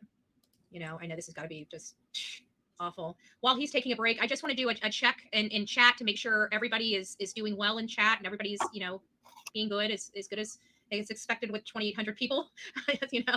So I do appreciate everybody being here. If you guys are getting something out of this, please consider hitting that like button. Either do your part and pray, do your part and keep the word out there, or just move on to another missing child. Betty's like, give me my vape. And there's always, you know, you can always go and just, if you want to do As something, I take a hit off my vape. go post a flyer on your pole right outside your home. That's probably the quickest and easiest way you can help. You know, I just got back from, as you know, I just got back from North Dakota like 15 minutes before we got on. How cold was it there? I hear it's cold all year round. No, it's like 70 degrees. It wasn't bad. Oh, wow. Okay. But you know, I had the magnet on my truck, and every gas station I stopped at, from Oklahoma to North Dakota, and every gas station in North Dakota, I went in and put flyers on the windows. And I think one of the messages we want to get out there is we don't know where this child is at. And, you know, it might sound silly to be in Hendersonville, Tennessee, and be putting flyers out 40 minutes from the Canadian border. But, you know, we've heard theories about him being in Alaska. We've heard theories about him, you know, being across the border. I mean, you know, it's just, we just don't know. And, you know, people that truly want to help, that have compassion, that are part of, as I always say, part of the solution, not the problem. You know, anybody can print a flyer off. I mean, it doesn't have to be on 50 cent a sheet paper. I mean, they could be black and white flyers. It's still getting his image out there. Yeah. You know, you have to ask yourself when you're involved in cases like this, you know, are you an asset or a liability? And there's really no in between. Right. There's not really a middle of the road. It's all in or all out. Right. Exactly. Well, I've got a few questions, you know, for you, but I'm kind of waiting to the end because it kind of all dovetails into my closing. So you know, the only real thing I can really ask you is how has, you know, and it's going to be kind of talking about behind Seth's back, but how has Seth been to you, you know, behind the scenes? We talk multiple times a day. I mean, I have a routine. I usually check on him in the morning. I check on Randy Harris in the morning. You know, Randy and I talk about work things, and Caleb, and Seth and I talk about whatever it is he wants to talk about, you know? Yeah. Actually, I was just going to say, on the next break, I would like to get an update on Caleb, but now that Seth is back, I'd like to. Okay. Well, I heard him talking behind my back, so I wanted to come see what he had to really say. Yeah, I'm trying. You know me, I'm prying over here. My Buddy, apologies. I'll tell you what, you're going to be putting time out after this show. I can promise you. Yeah. Well, you know, this is just an unfortunate thing, but it's kind of hard because I'm trying to find the perspective, and you know, the way I'm seeing this kind of unfolding is it seems like Chris is like the domineering one. And how often did you speak with Katie before all of this? Was your primary contact Chris, or did you ever speak to Katie? I spoke to Katie, but see, the animosity that's there between me and Katie wasn't really there when it was me and Chris. So you just find it easier to work with Chris than you do to work with Katie? Yeah. But he just said F you to Chris. You know, he just said F you, Chris. But Chris is only the person that's the voice of reason, he's saying, between him and Katie. They can't get along. How did Chris approach when he asked you? How did he approach you when he asked you to take Sebastian full time? What was that conversation like? Many discussions had been had before it was approached, but both Chris and Katie and everybody was like, he is a different child when he comes back from living with you. And because he's a different child, it's like I kept trying to tell him if they're having a problem with him, let me talk to him. Let me know what you'd like me to address so that I can speak to him. Me and Sebastian could, from an early age, me and Sebastian communicated. Like, before he could even speak, he would do grunts and sounds and stuff like that. And I know exactly what he wanted. We all do that. And it upset some people in life, but it's like, it's not my fault. I know what my son was. You know, our wavelengths were more into, I connected to my son. I mean, you kind of do that when you're, you know, deadbeat tired to the world, and you're sitting there feeding them a bottle going, I'm still awake. There's still milk in the bottle. You know, I've got pictures of where, you know, he literally crawling everywhere, and then he would just hit his limit. Congratulations, you were a father. And he'd be out. Making Katie like she didn't have any contact with him or any connection. Wake him up, or do I just slide a pillow up underneath him and then put a blanket on him and, you know, try to get 20 or 30 minutes worth of sleep while he's passed out? And it's just one of those things. It's like, I believe children are supposed to have a solid foundation to lean on as they grow up. And I believe I was that solid foundation with the structure that I had in the house, everything routine. You know, the court system literally at one point in time during the divorce told me that I was borderline abusive because I had, shower time at 7 and bedtime at 8. No one It's like, said how is that that. borderline abusive? It's routine. It's school. You need to lay down. You need to have your hot shower, be clean, lay down clean in your bed. And whether you're asleep or not, but you need to be laying there so that you will go to sleep. I don't know. I got deja vu. How that's what I did with my grandchildren. I put them down at 8 o'clock because then they can. Oh, I watched this earlier. They're usually off by 9:30 after horse playing for an hour or so, and But I was told that I was borderline abusive by a judge in California for having a set routine for my son. He was in school. And that's what they tell you to do, is have a very, that's one thing that throughout this whole process that has been instilled in me from all the parents, is that a strict schedule is the best way for autistic children to survive, and to thrive. And they didn't even have him diagnosed as autistic, but with the chromosomal deletion, it was simple to understand that it's not even for autistic children. It should be all children. All children need to have a routine, and it's a foundation, because then it's stability. They already know what's going to happen as the night progresses. No surprises. You got to go, you got to take a shower, you got to get to bed, so that you can get plenty of sleep, so you can wake up in the morning, eat breakfast, get ready for school. You need the sleep for your mind to recover and your body to recover so that you can absorb the information that's being taught to you at school. How was your relationship with Katie when you two met? What do you mean when we met? Were you aware of her abuse as a child? I was aware of that. How did that affect your marriage? Seth, stop for a second. I prefer not to speak about her personal stuff. Okay. I still consider myself a gentleman, whether other people do or don't. Mm-hmm. And that is her personal life. And that is something that, for me to say anything of it, would be disrespectful for any. Who brought this out to begin with? Seth Rogers. Anybody to speak on how somebody else has been essayed. So, you'll come out and spit some shit, and then you'll say, I'm sorry, I can't talk on it.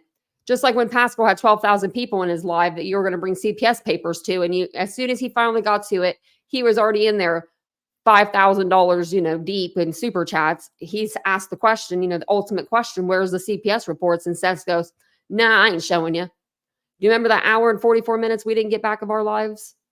Feel like we're having a rerun of that. Gotcha. Well, then let me ask you this. Do you, and this is going to be a pointed question, and you may want to answer it, you may not want to. Do you believe Katie would abuse your son? Am I talking about essay my son? No, abuse your son. Just abuse him. Mental abuse? Physical, mental, verbal. I mean, for my son to sit there and have told me while we were living in California that why does mama hate you so much?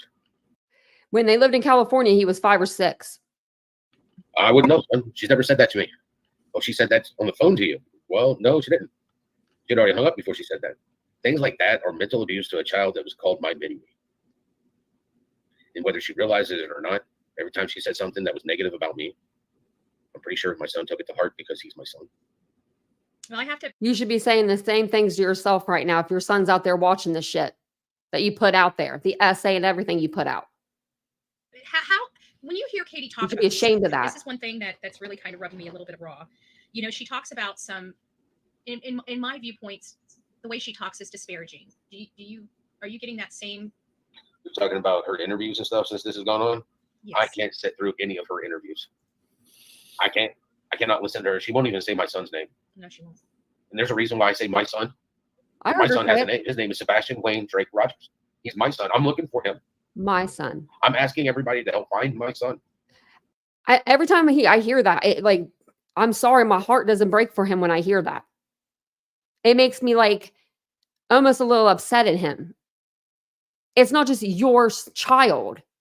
I know that Katie was at the house that night, but all the cops are saying right now, everyone's just kind of there. There's no evidence of a crime as of right now.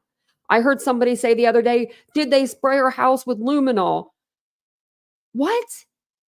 What do you mean? They would notice if there was a new stain or a new cleanup or a new wall or something where they would need to spray the house down. They've checked the house 3 to 4 times. They've checked her car. Someone asked if the dogs were checked on her car. Come on now. They checked everything. I don't hear her doing And that. if one more person says Sebastian didn't leave that house, then where is he? He has to be at the house if he didn't leave the house. Where is he at? In the wall?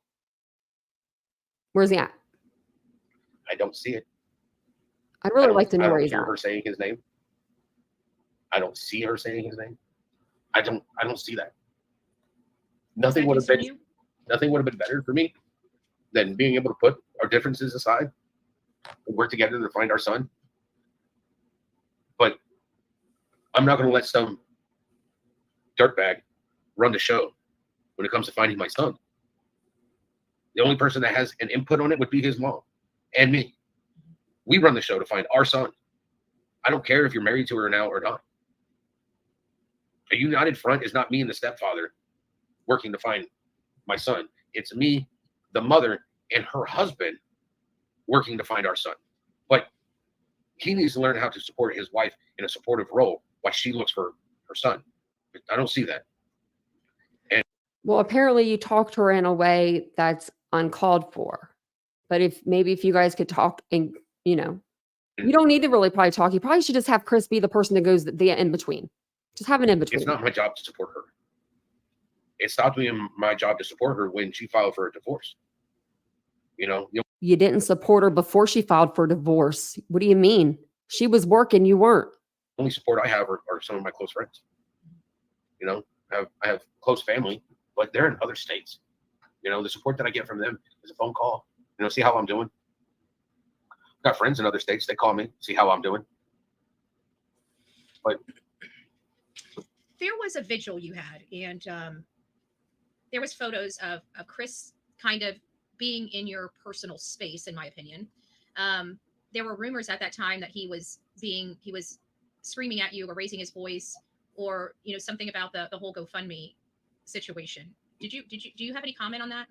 you're speaking about I think that would have been less. We did the light path. We did. It was right before they were seen at a motorcycle shop. Yeah, I know which one you're talking about. Mhm. Hey, he didn't raise his voice at me. He was asking to literally to work together. This was before I spoke to Tony, and before I spoke to a dog person who has completely ghosted me, by the way. I don't care what her opinion is. She can't be looking for my son if she doesn't have his shoes and his clothes. They're at my house.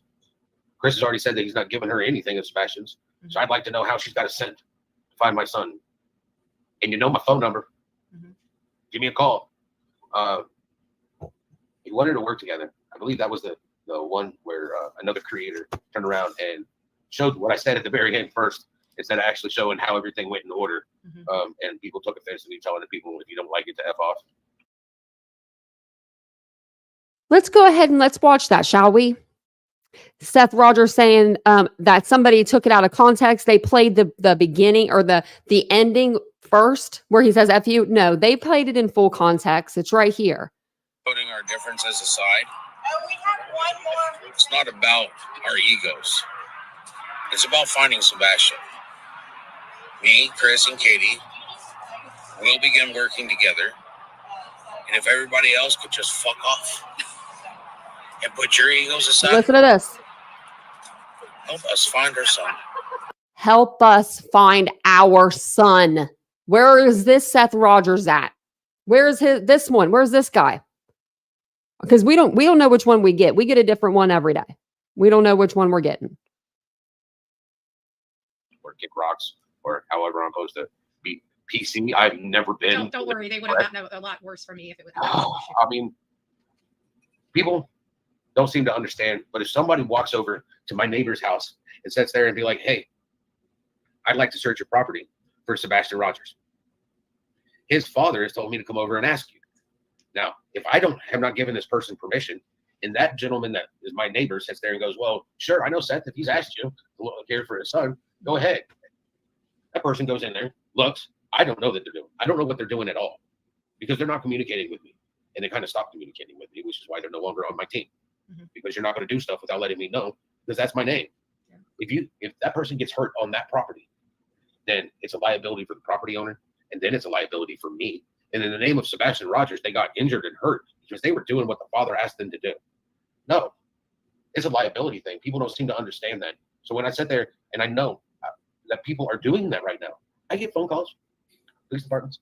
Hey, your PI hiring this person for a dog person, and they said they work for you. I get calls like that, and I'm like, let me reach out, text them, call them, find out that they haven't. Reach out to my attorney to make sure my attorney has it, because they communicate with me. And then I'm calling back the police department. No, don't have anybody out there doing that. Well, there's people out there saying that they are. So when I do go to ask somebody if I can go search on their property, and they turn around, they're like, well, you've already had searchers here. Why are you coming back? No, there's people here that are stating that they're searching and that they're part of my team. They're not part of my team. Mhm. That becomes a real issue. People don't seem to understand. If people are going to do things on their own, do it on your own, but don't put me and my son's name into it. It's a liability issue. Because when I do go to that property and ask to go search that property, and the owner is telling me somebody has already been here and in my name has searched their property, and they were not law enforcement, they were not SAR trained, they did not have the, and they tell me no. Now I can't search this property for my son, so I don't know if that property has been properly searched or not. Right, because you don't know who did it. I don't know who did it because I'm not having communication. Mm-hmm. Who is on my team to find my son is my choice. Mm-hmm. I'm the one building the team. I'm the one that's responsible for him. As the gentleman here has already said, I'm the boss. I'm the one that asks things to get done. I ask Tony to do things for me. I ask him to put his feelers out to get things that I need. When I sit there and I ask people, if you want to help and you can't come and help search, send me an address to send flyers to. Oh, that became a huge. Seth's asking for your address. Yeah, I got 1,000 flyers that I'm getting ready to pick up, so I can sit there and hand them out to people who want to hand out flyers. And let's just be honest with you. The people that want to participate can give their Okay, address. so- Want to participate. Private addresses. How much is postage? And you're going to send like one flyer to each place. Don't give your address. Go over to TBI and print off your own damn flyers. Put that It's money very simple. towards a But reward some people can't do that. because nobody's going to get that in their mailbox and think to put that somewhere. Come on now. Put that money towards a billboard. Some people don't have the monetary sources to go do that. And I'm You don't either, sir. Let me ask you something real quick, and it's kind of talking about your team. Now, this is kind of like a little sore subject because, there's been a lot of criticism about Tony being on your team. I know they we're can kind get of- over it. Yeah, but, a lot of people are just, concerned that he's taking advantage of you somehow. Is there a way for Tony to take advantage? Does he have access to money, fundraiser, your credit card? I mean, how is he taking advantage of you? I don't know. Tony, how are you taking advantage of me? I think it's those secret late night calls, Seth. Oh, you mean right after I go to sleep when you call me to tell me that somebody's running their mouth? Or the late night calls where I call you because I want to see how everything's going so I know what to prepare myself for the next day. There's nobody taking advantage of anything. He's a volunteer. If he wanted to, he could tell me, hey, I'm done with this shit. I can't do it no more. And I'd tell Tony, thank you very much. And I appreciate it. I know where you live. Do you have a TikTok account? No, I don't. You don't have a TikTok account? Okay. I don't have a Facebook. I have a YouTube account, which people have looked. I've had this since 2006. Yeah. But 2006 is when I made my Gmail account. Mm-hmm. That was 2 years before my kid was born. Okay. And before this, I used YouTube to listen to music. Right. Yeah. That's the way I was too before I became Bullhorn Buddy. Seth, let me ask you a question. When you're with me, forget you paying for anything for me or me taking any money. When you're with me, do you even pay for anything for yourself? No. Well, thank you, Tony. God bless you. Tony won't let me. Tony won't let me. Mm-hmm. I've with my team, we've gone out to dinner at times, and I get the third degree when I start reaching for my wallet to pay for shit. And it's like, I was raised to be a gentleman. Right. I had a particular female got mad that I bought her dinner, but everybody was splitting up the bill, and I was like, well, I'll pay for these two people here, this one and this one. Right. And I got the third degree because I was told not to. Then I got yelled at because I left the lady a tip. Now, come Damned on. if you do, damned if you don't, right? No, now come on, Seth. Nobody yelled at you for tipping the waitress. In this world, you can't do anything right. But I tell you what, everybody's opinion is just that. It's their opinion. Yeah. I just want to find my son. And, somebody's going to be haters out there. Mm-hmm. So I want to kind of bring us back to Sebastian. today. Yeah. And I want to kind of start now picking your brain on trying to remember, and it's going to suck for you, and I know, and if you need to stop or slow down, just let me know. But I want you to kind of go back to the morning of February 26th when you listened to your voicemail message and you heard Chris on it. Was it Chris that was on the voicemail? The text message. Text message. And I had a missed call and a text message from Christopher Proudfoot telling me to 911. So I called him. Oh, wait, we might have missed this part. And I was really wanting to point it out to you guys. So if I did, if it already said it, let me know. And because if not, you'll hear it. If not, Betty says, ask Seth, what's Sebastian's favorite activity? Or she says, what's his least favorite activity? And Seth says, to go to bed.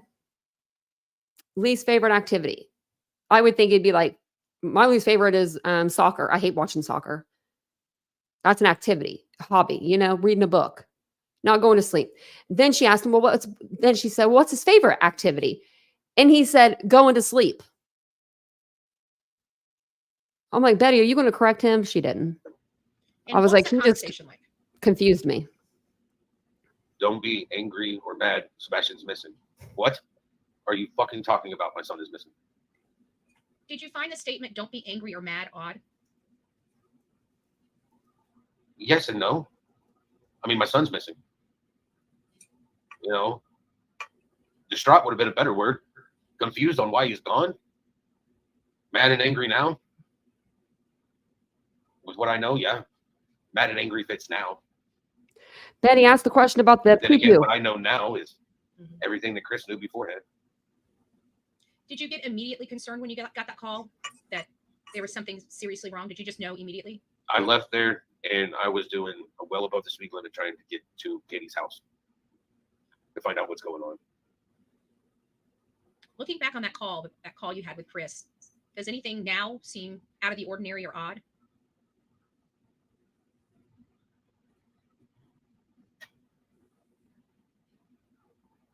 The lack of emotion, maybe? Interesting. When you got there, what did Katie personally tell you happened? Did you guys talk when you got to the house? When I got there, I assessed the situation before I walked in. There was law enforcement was everywhere, in and out the door, so on and so forth. By the time I got there, the dog people were there and the drone people were there. I was the last one to this stupid fucked up party.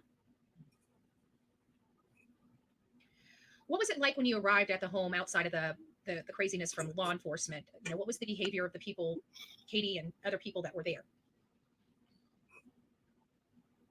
When I walked in, Katie said something to me and then shoved her phone in my face.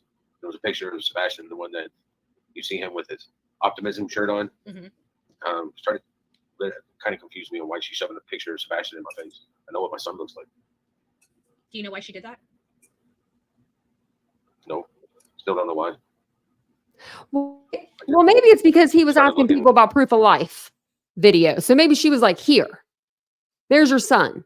I don't know. Let me see what I can see. Obviously, my son's not there. I hope we find this How little long were you boy. there? Turned around and I was there for a little bit, just enough to talk, to find out what was going on, to find out if they had any evidence or if anything, to hear the evidence that was being said. And then I jumped in my truck and started looking for my son. Immediately. Within 30 or 45 minutes. I don't like a lot of people around me to begin with. Mhm. And obviously my son's not there. And I'm under the assumption that he just walked out.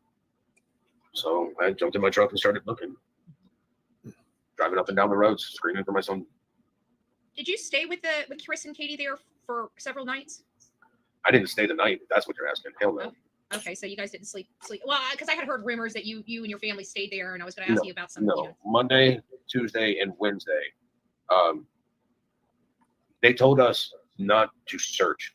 All right. They told us not to be getting out and walking through the forest and shit like that, looking for Sebastian. That they didn't want one of us to go missing while we're looking for our son. That's not really what it is. They didn't want you to find something. They just didn't want to tell you that. They didn't want to tell you if you go out there and you find your kid dead, we don't want you to see that. They're not going to say that to a parent of a missing child. They're just going to say, don't go out there and search. You know, it's not good for you guys. We don't want someone else getting hurt. You know what I mean? Like something like that. He brings this out every time he does an interview. And it's like that's not what they mean. But I understand that. That's why I did my searching out of the vehicle. Mhm. Driving around, hollering for my son, going up and down every road, looking as far as I can see, screaming for his name, almost went and bought a bullhorn. I got a couple around here. I can send you one. I might have to buy batteries. You know, I wear them out, but I got an extra. I think it's a little Oh, too that's late, funny. though. That's funny. You know, Yeah. in the area. What was Katie's demeanor like that morning when you got there?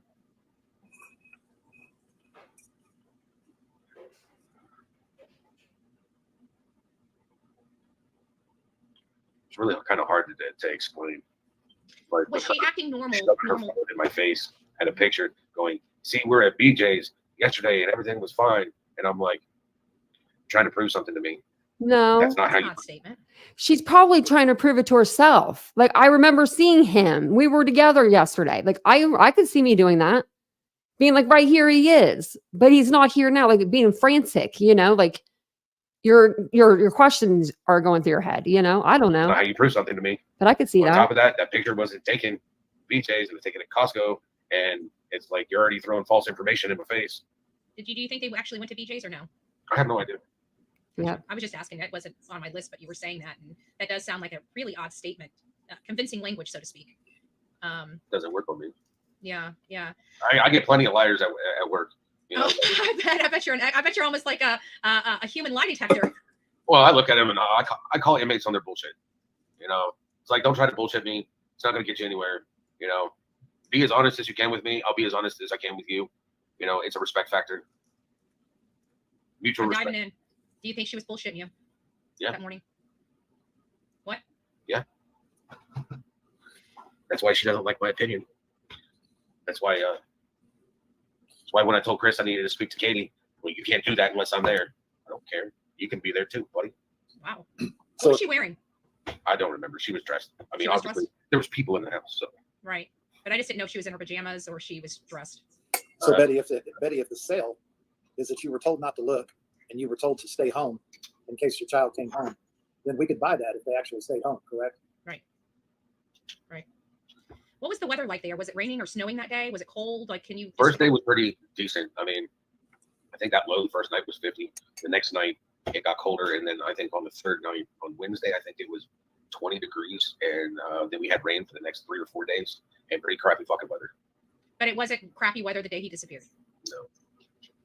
Did the neighbor speak to you? Briefly, one of the neighbors spoke to me, lovely lady that lives next door. She introduced herself. I'm horrible with names, but most of the time, the people that came over, I was just sitting in a chair. People kind of looked at me, and then they would have their conversations with Chris and Katie and Kathy and whoever else was there. So why wasn't he up with the people, mingling, talking to people? He's just sitting in the chair. There was some introductions, but I'm not one of those people you just introduce. Well, in I this was watching position, he their behavior. would. Did the neighbors say anything odd? Was their behavior odd, or were they just appeared to be concerned? Some of them appeared to be concerned. Some of them brought their video footage over for Chris to look at. That's So Chris really got to see all the awesome. video footage. I didn't get to see shit. I knew he was going to say that because they didn't. Oh my. Okay. Seth is feeling some type of way because he drove all the way to North Carolina and he couldn't see the video footage from the rest stop. So these people that are living in their neighborhood, it's completely different than going to a business. These people are bringing over their video camera surveillance so that Chris and Katie can go through it because that's who they know that lives there. Chris and Katie. They don't know who Seth is. So they're bringing it to them to check it out, being good neighbors. And then you got Seth going, well, I didn't get to see it. Well, like, come on now. Stop being so jealous. It's petty. Still in the dark. And that's quite interesting. Like, that's petty. Was Chris friendly? And I'm not for anybody. Let me just say that again. After Chris lost his That's petty. school, I couldn't stay there after Wednesday. Lost his school? How? I never heard this. The GoFundMe my sister set up to help me pay my bills while I look for my son. I'm going to tell you really quick about the GoFundMe. Nobody was supposed to start a GoFundMe under Sebastian's name. So Seth did a little sneaky thing and his sister set him up one under Sebastian's name, though. Sebastian's name's in the title. So. What was that The all over? Why did he want GoFundMe- you to stop? hold on, Why did he hold on. threaten you? Yeah. Hold on. It was a GoFundMe that my sister set up for me to Mm-hmm. pay my bills while I look for my son. It wasn't set up as a reward. It wasn't set up as No one anything said that. else. People want to know what happened to it. It was donated. I used it to pay my bills. I used it to put gas in my truck so I could drive an hour and a half down there. $26,000? $26,000. You paid your bills? What bills? And you couldn't, I'm sorry, but no one can get a reward for him up. I mean, he has $3,500 from local businesses. I mean, people, What are you talking about? You don't have to convince me because I know how expensive. no, it's just a little annoying. If the GoFundMe had been put up for a reward, yes, it would have been used as a reward. And I still have some of it. And I still won't touch a portion of it because I'm looking to put it into the reward. But it has to be set up properly and law enforcement has to literally approve of it. Right. Gotcha. Just because people want something done doesn't mean it happens. I'd like my son to be found and I'm looking for him. When you were there and you saw Chris and Katie, did you see any injuries on their persons? I was not paying attention to them. You say you didn't see any scratches on Chris's arms? that I've ones seen were seen? pictures of the scratches and stuff afterwards. Did that concern you at all? Nothing I can do about it now. Did you find any? Like, that's the behaviors stuff that when gets Chris and Katie me. got together as, I think that's what gets me so fired up about Seth is he lets everything just dangle there. He's not cut and dry at all. And that's what I don't like. This is a missing persons case. This isn't like a dating game. This isn't let's go buy pew-pews off a T-Rev. This isn't you stole my girlfriend. This is about Sebastian. It's not actually. It's not about Sebastian. This is the Seth Rogers show tonight. But and the reason why bringing you're to the last you person to see by your son, I'm not trying to Bullhorn I don't wanna Betty. put you in a Their position. conversations are inappropriate for what was going on. How do you mean? Talking about the Bizarre? next vacation, the jewelry that, I'm going to buy for her today. So that is Kathy wants jewelry and wants Christopher to buy it for her. I mean, the conversations were enough to make me sick. So I left to go try to find my son. They were having these conversations in the house. Kathy was these people. What? Is this because people are coming out saying something about him saying stuff? 4 women are coming That is forward. Kathy wants jewelry and wants Christopher to buy it for her. I mean, the conversations were. Is he saying Kathy? You're the last person to see your son. I'm not trying to. I don't want to put you in a Their position. conversations are inappropriate for what was going on. How do you mean? Talking about the next vacation, the jewelry that I'm going to buy for her today. So that is Kathy wants jewelry and wants Christopher to buy it for her. I mean, the conversations were enough to make me sick. So I left to go try to find my son. They were having these conversations in the house. Kathy was these people. What was your opinion of Kathy? My opinion of her? Yeah. Really going to piss off Chris if I sit there and tell you my opinion of her. Have you met her before? Well, you just pissed him off by saying that. Yes, she was actually supposed to be helping me find a place to live. She's a realtor. Has So plenty Chris helped you get a job, and this person was supposed to help you find a place to live. of access to plenty of places. I'm muting myself now. She knows law enforcement. They have connections. Do you know if Chris has family that works for Sumner County Sheriff? I've heard that he does. And do you know that his mom has a friend by the name of Ginger, which is, I guess, a Henderson chief or some kind of lieutenant or something, Henderson Police Department? I have no idea. I just know Chris grew up in this area. They've been here for a long time. And unfortunately, I'm classified as an outsider. Mhm. But my son lived there. He went missing in Sumner County. People may not like me as an outsider. Mhm. He's my son. People are going to have to get over certain things because I'm not willing to be over my son just poof, as Chris says, or Houdini himself out. Well, no one wants that. What was Kathy's demeanor like that morning? Did anybody in the house, when you saw them, appear nervous or out of place or odd, or just maybe they weren't doing anything, but there was just something in you that made you feel out of place or made you feel odd?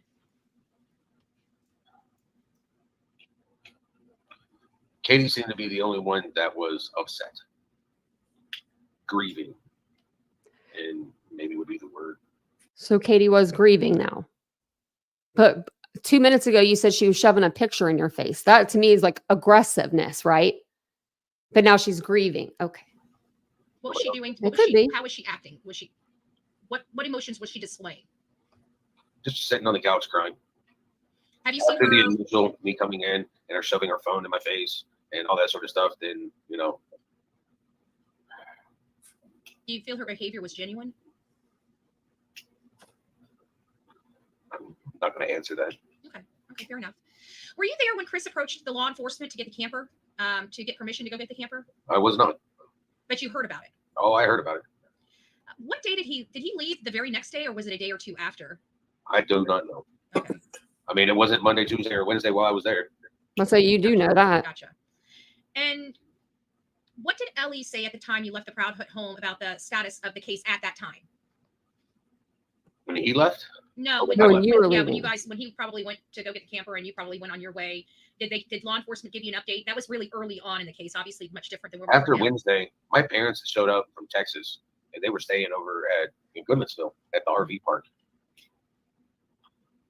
Gotcha. I told them where I was at, and they knew where I was at. And except for me calling them to find out what was going on, really didn't have much communication with them. I was kicked out of the command center. What was that about? I shouldn't be here looking at the computers. I was You looking were at crying them. too. And my son's missing. I want to see where you're searching. Why? So I can go search. I gotta stay in my vehicle. I can't get out and go running around. But I can sure drive around. Yeah. I can look. I was told that I'm not supposed to be doing that. But you did it anyways. I've never been one, when it comes down to something important, you're going to do what you're going to do. You're going to do what you got to do. And there's nothing more important to me than my son. There was a video that was released by Nick Barris about some light movements on the outside of the home. Did you, and this was added after the fact because one of my mods wanted to ask this. What did LE say about that video? Was the time truly stuck? I guess I've never heard the time being stuck on one specific time. Off, maybe, but stuck. I mean, when I saw the video that they showed me, it stayed there. It was just stationary at 311. Do you believe that video was taken later, or you just don't know? I don't know. Okay.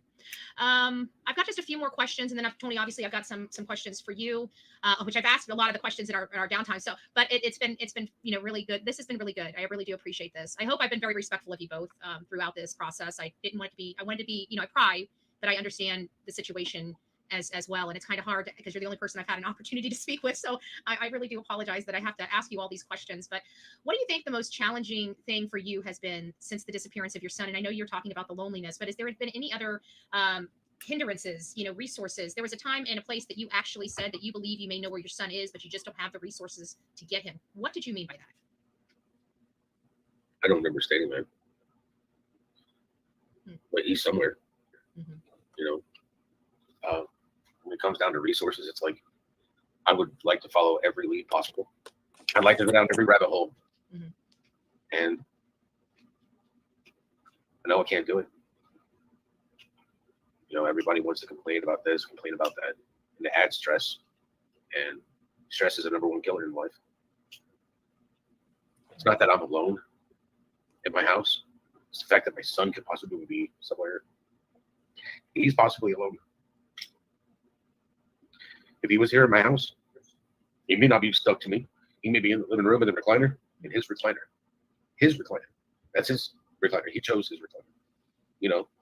Playing on a Switch, watching, and I could be in my room. I could be in the kitchen, watching my own. It's not about it's about not knowing where he is. Most to keep your children safe. Never said I was a perfect parent. I only have one child. It's a learning experience for me every day. But it's been an unending fucking nightmare since I got off of work. The fucking Monday morning to find out that my son is just gone. And knowing that there's two other people that are responsible for him, it seems that they're having the fucking grandest time of their goddamn fucking life. Well, I hope they fucking enjoy it. Because I believe in fucking karma. When it comes around, I hope it smacks them in the fucking face. All three of us haven't been cleared yet. And I'll tell you right now, it had nothing to do with my son's disappearance. Seth, my mother-in-law watches this channel. Seth, stop it with the F-bombs. Hey, Haru.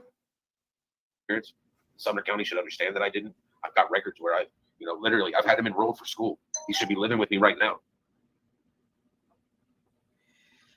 Could it be possible that your son is a victim of an online predator at all, or they've eliminated that possibility? I don't know. Talk to Sumner County. Maybe they'll tell you. Yeah. Now I'm going to ask you to do this. with the case and stuff. If it's pertinent to the case, they're not going to tell me. And it's not because I might come tell you all. It's because they keep things close to the chest, which I have learned since this has started. I don't tell anybody shit anymore because there's very few people that I can trust. I mean, literally, what just fucking happened in the last 3 or 4 days is evidence of why Betty's stream's going to get taken down. That's why, Lisa. If you cuss like that, your stream can get taken down. She could lose her. She's probably lost her monetization off this video with all the times that he's just cussed. Fucking snakes. So that's why it's a big deal. Where I come from, we kill snakes. That sucks. We cut their heads off. Head out the snake. Skin that bitch, throw it in a skillet, and watch it fucking squirm. Then you eat it. A little salt and pepper and hot sauce. There you go. I'm going to ask you point blank. Did you have anything to do with your son? The disappearance of your son? No. And you have passed a polygraph? Yep. If another parent is going through this situation, what would be your best piece of advice for that parent? That's a good question. That's a great question, Betty. Find hope and hold on to it. And when you're making a team, don't have a lot of people because there's a lot of trauma vultures out there in this world. That's not what it was. People were genuinely trying to help you, Seth, and you pushed them out. A lot of fucking pieces of shit in this world. And You'll find out who your friends are. There's not a playbook for this shit, and each one is different.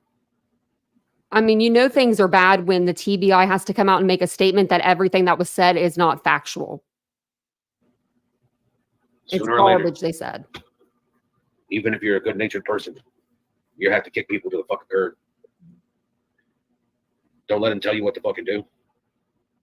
It's your child. If you stop, are you worthy of being their parent? I won't stop. Well, I just got a few more questions, and it's going to be kind of directed toward Tony. So I've got a few more questions from some subs to you, but I'm just going to let you kind of take a break and get a cigarette and take a breath. So Tony, you've been through quite a lot with Seth throughout this process, and it has very much been challenging. It's been challenging for all of us watching this from an outside looking in.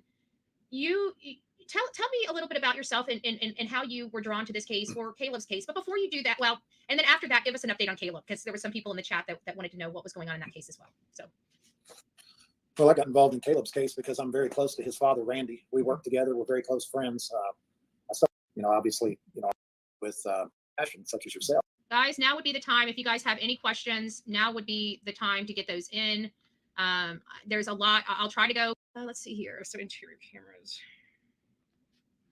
Okay. Let's see if there's anything else. Just go ahead. All right. I've got a few questions. I'm not going to, you've been here long enough, and I know I did ask for questions before we came live, and my mods did prepare some questions for me to help out. So I will try to grab some of these here. And I think this should be good enough for the questions. So at the end of this sheet here, one of my subscribers, I'm only going to ask a couple of these questions. What size, we were told that you bought Sebastian new boots. Is that correct? Yeah, I took him to Boot Barn and bought him a pair of hiking boots. And those boots were at your house? They're at his mama's house. And those boots were accounted for? Yeah, they were at the front door when I walked in. Okay. And what size is his shoe? 10.5. Mm-hmm. Okay, so that answered that question. Were they there after? Yes, that answered that question. Katie said she bought him 3 pairs of shoes, and she only bought him 3 pairs of shoes. Was that because he didn't like he was very specific on his shoes, or was that a Katie thing? Probably a Katie thing. Gotcha. Okay. And did they tell us where the location is? Okay, so I think I got all of those questions. Here's one.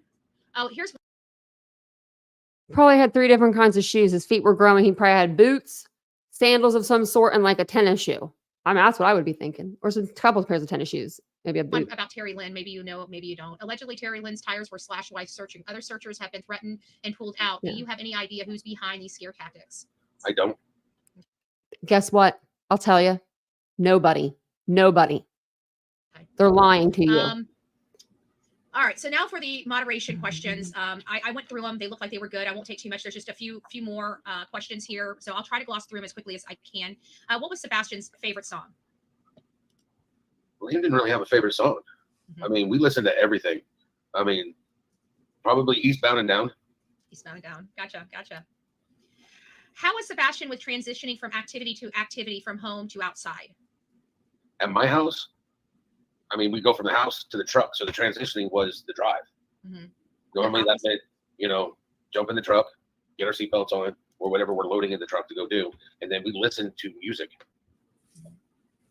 Misty That's says, always been one of the things that helps transition. what is it? I'm sorry, I missed it. Said that's always been one of the things that helps transition him is music. Even when he was in a bad mood, like he didn't want to go to the store, well, you don't have a choice today. We're going to the store because got to put groceries in here.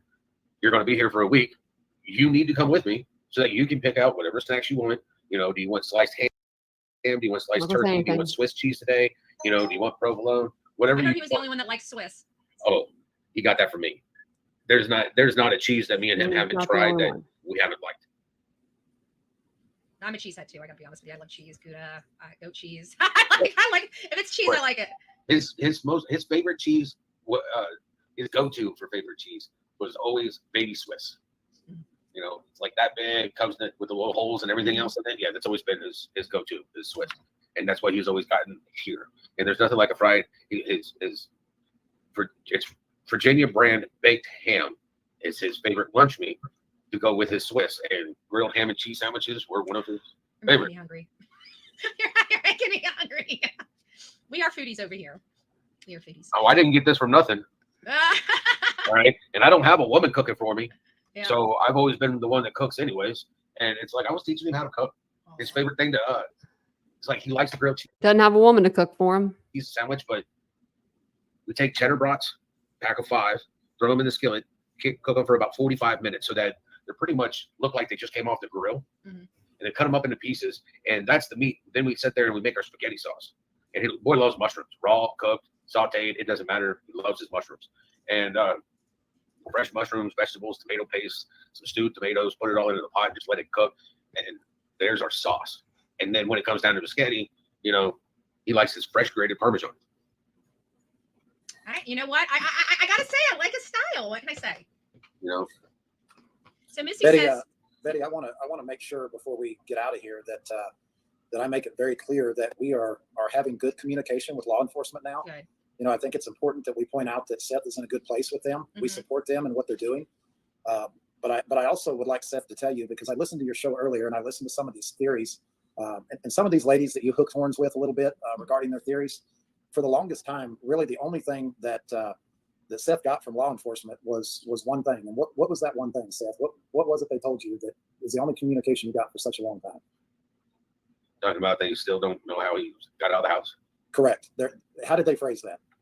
There's no evidence he ever left the house. Then where is he? Kind of concluded with It's everything. the same thing that they said at the last press conference. Yeah. You know? Yeah.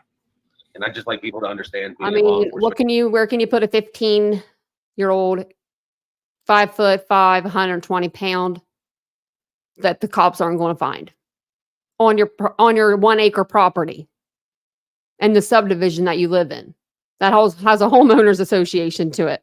Everybody be looking They at don't have to everybody's tell us it's a backyard. criminal investigation. What they have told us is that it's an investigation. And it's the same thing I've told people close to me. That you'll know if it's a criminal investigation. When they No slap one them fucking picked him- bracelets on your wrist and No one picked him up and carried him out there. 120 pounds dead weight would be way, way heavy. you're off That would be a lot the of rest weight. of your goddamn life. Bubba gonna like you. And I feel sorry In for my him every day. opinion, it would be. Best bet is just to let my son go. Drop him off at a gas station. Tell him to go in and tell him what your name is. Tell him to call 911. Doesn't matter where you are. It will get to me. And I will be driving to pick him up. So Misty just wants to say, Sebastian, Wayne, Drake, Rogers, your virtual aunties and uncles won't stop until you're found and back home safe with your daddy. Seth, I'm praying for Sebastian and you, sending to you from Arizona. Thank you, Miss Fisher.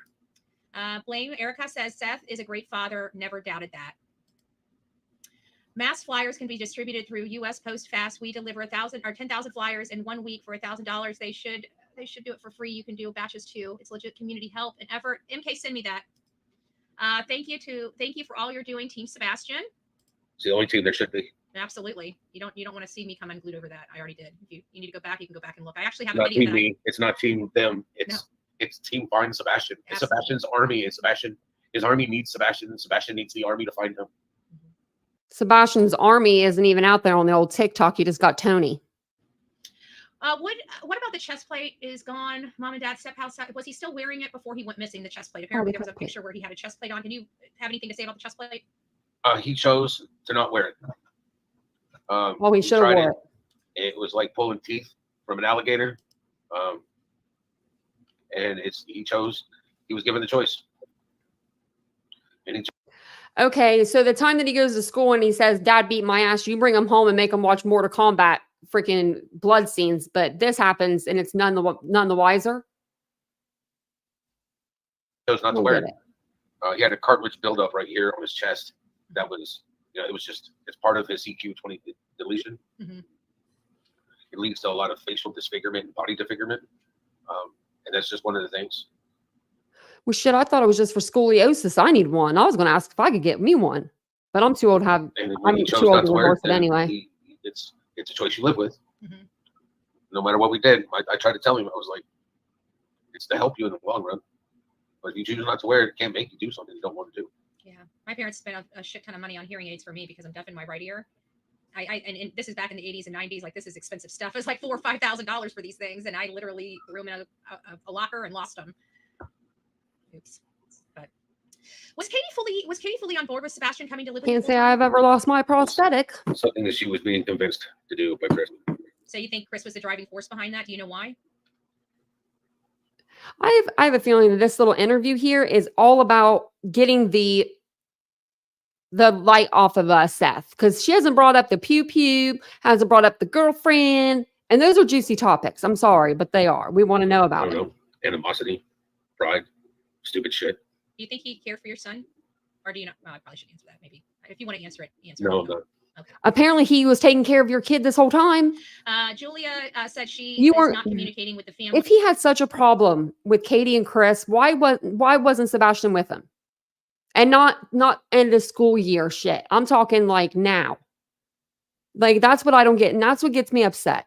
And it would be any of the parents. If any of the parents were acting this way, I would be acting this way, because it's like, what are you saying? You're contradicting yourself every other word.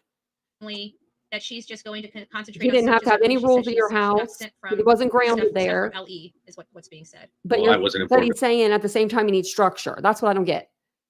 You know, he's saying he needs structure. Kids need structure. The kids like him need help. For that.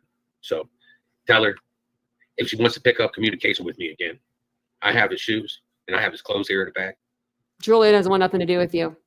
I've got pillows sitting on his bed. Got his blankets. And my son. But her not reaching out after being in communication. And then her just sitting there saying that she's searching and she's not telling people where to search. You can come to my house and you can search my house first. Told her that. Told her, come to my house, search my house, bring your dogs. And I got stuff for you for the smell. Was there, I think we asked this question, was there a place that Sebastian wanted to go that he may have found a way to get there? I have no idea. Do you know of any type of internal cameras ever being at the house of the Proudfoots? Ring doorbell cameras, anything that you've ever seen going there, dropping off, anything that wasn't there the morning that you got there? Nope, never saw cameras. What does this say? Can we ask Seth what he saw on the footage of the lights? I think he mentioned at one time that it was a garbage truck. Can he confirm that tonight? What I was informed of by law enforcement. That's all. But you didn't see the video? The video they showed me was of lights and showing me where the floodlights were during the day and where they were at night. Gotcha. What is the one thing you believe would absolutely bring Sebastian home now? Can I answer that, Seth? Sure. Because mine's going to be Kate? unethical. Katie telling the truth. I mean, let's Oh, just no, face he it. didn't. You can pick anything that you've got in your life that is a part of your daily routine. Your cell phone, your purse. If it's missing, and you don't know where it is, what do you do? Right. Look for it. Right. You've never seen Katie out. Nobody in the just to clarify this, and I'm sorry I didn't. I've never seen Seth. Seth. Kind of weird as I've never seen it except for the one picture with JLR. exactly had nobody in Katie Somebody let me know of a clip of him searching, please. Anybody searching. Anybody searching. and Chris's family was out there. And not Terry Lynn searching in her Right. car. No. Nobody, not the cousins, not the aunts, not Aunt Melissa, not Dara, Not the his side of children. the family.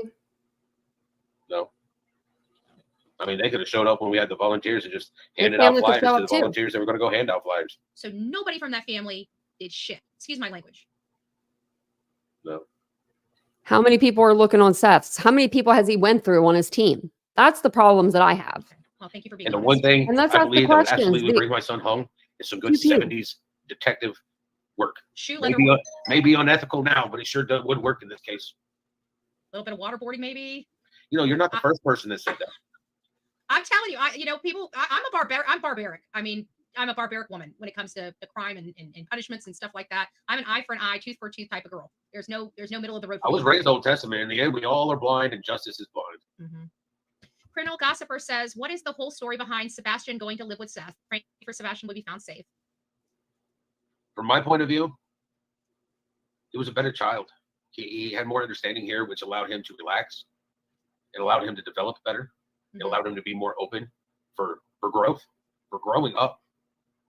If you keep somebody, it's like having a snake in a cage, and you're feeding it the little bitty pinkies, which are, for some people that don't know, as baby mice. mice. All right, and that's all you're feeding it. It's only going to eat and grow to the size of the cage that it's in. But if you get a bigger cage and you allow it more freedom, it will get bigger. Mhm. Therefore, it's allowed to grow. Somebody Here, says that. he was allowed to grow. Do you think that Chris and Katie's parenting style was overly strict for your son and your son's disabilities? Their parenting style was not mine. You think he thrived better at your home with? I think he did. With no rules, no boundaries, and Seth's at work and he's calling and checking in on him. Something about that sounds like Sebastian was working on being vegetarian. Did he eat meat? Man, his favorite thing was Virginia baked ham and Oh, that's right, bacon. you did say that. I mean, He probably had a piece of meat that he didn't like and he wanted to go vegan. I think that's how Katie explained it. I've been like that too. If I eat a piece of fat, I will not eat the rest of my food and I will throw a fit. I will say, I'm going to be a vegetarian. his best breakfast that he liked was sausage gravy and biscuits and eggs. I mean, he liked tofu too, but that's only when we went out to, to the what is it, to the hibachi restaurants. But boy loves California roll. He likes fish. He likes the turkey. He loves salmon. He likes steak, medium rare. I mean, boy, I like mine still kicking and mooing myself, but I'm from the country. That's how we cook. And he liked the girl at the Waffle House. That's for sure. Does she look like Taylor Swift? I'm just asking. I don't know. I don't watch Taylor Swift, so that's the only thing that me and my son disagreed on. He was a Swiftie, and I'm a Merle Haggard person. Well, Merle Haggard, I'm sorry, just doesn't look. Oh, no, we can tell you. I'm not. You're not a Merle Haggard person. No, sir. Don't let me get on your YouTube again. We know what you like. David Allan Coe was one of them. We saw some rap on there. We saw Snoop Dogg. Drop It Like It's Hot. That song was on there. Yeah, he likes some music. We saw it. Seth? Crushing, but I'm sorry, Merle and Taylor. I can kind of see why your boy's got a crush on Taylor. That up. Yeah, but I like Merle Haggard's music better than I like. Oh yeah. I was listening to that. I was in the backwoods of South Carolina and like backwoods, and I was turning that up. Lynetta Lynn. What else was I listening to? I was all old country. I shouldn't call it old country. It's the country that I was raised on, but it's much different. Yeah, as soon as you call it old country, then you start to realize that you just made yourself sound ancient. Okay, I'll tell you what he likes real quick. He likes Ed Sheeran, Smoothing Pod Sleep Meditation, 50 Cent, Jerry Reed, I Will Press, Dr. Dre. And his playlists are all here. These are all of his songs. Kid Rock, Brad Paisley, E40, Kenny Chesney. Where's the old school country, buddy? This is an old school country I wouldn't consider, so. I have it all up. We know what you like. That's okay. I'd say I'm ancient all the time. I'm going blind. So there's that. And he does have a YouTube channel now. I stopped counting at 26. Maybe I should too. I'm just saying. Hey, when my insurance rate for my vehicles went down at the age of 26, I stopped counting because the only other time you start counting is when you're 26. Yep. Well, we're not gonna throw Tony in the antique barn yet, but no, that's the Antique Roadshow. Thank you. There you go. The classics. We're just talking about you in front of your face, Tony. Get used to it. He's used to it. Yeah, I'm used to it for sure. Good. Listen, I know I have bit your ears, and I my heart goes out to you, Seth. It really does. When I saw everything happening the way it did, it's been very difficult for me as a creator trying to, balance this. But morally, I do have a platform and have a responsibility as well. And the bottom line is I don't think what you're going through right now is fair or reasonable. I think the focus needs to be on the last people that saw your son. And that needs to be our focus. There's a lot there. I know that we're tearing as much as we can tear apart. If I find something, I'm sending it over to Tony to send to you. It's just all of us are just trying to do our part to help find some answers. And it just really kind of. I don't mean to interrupt you, but the website for that was put on the Facebook page. I called the people that were doing the Facebook page and had them put that on there.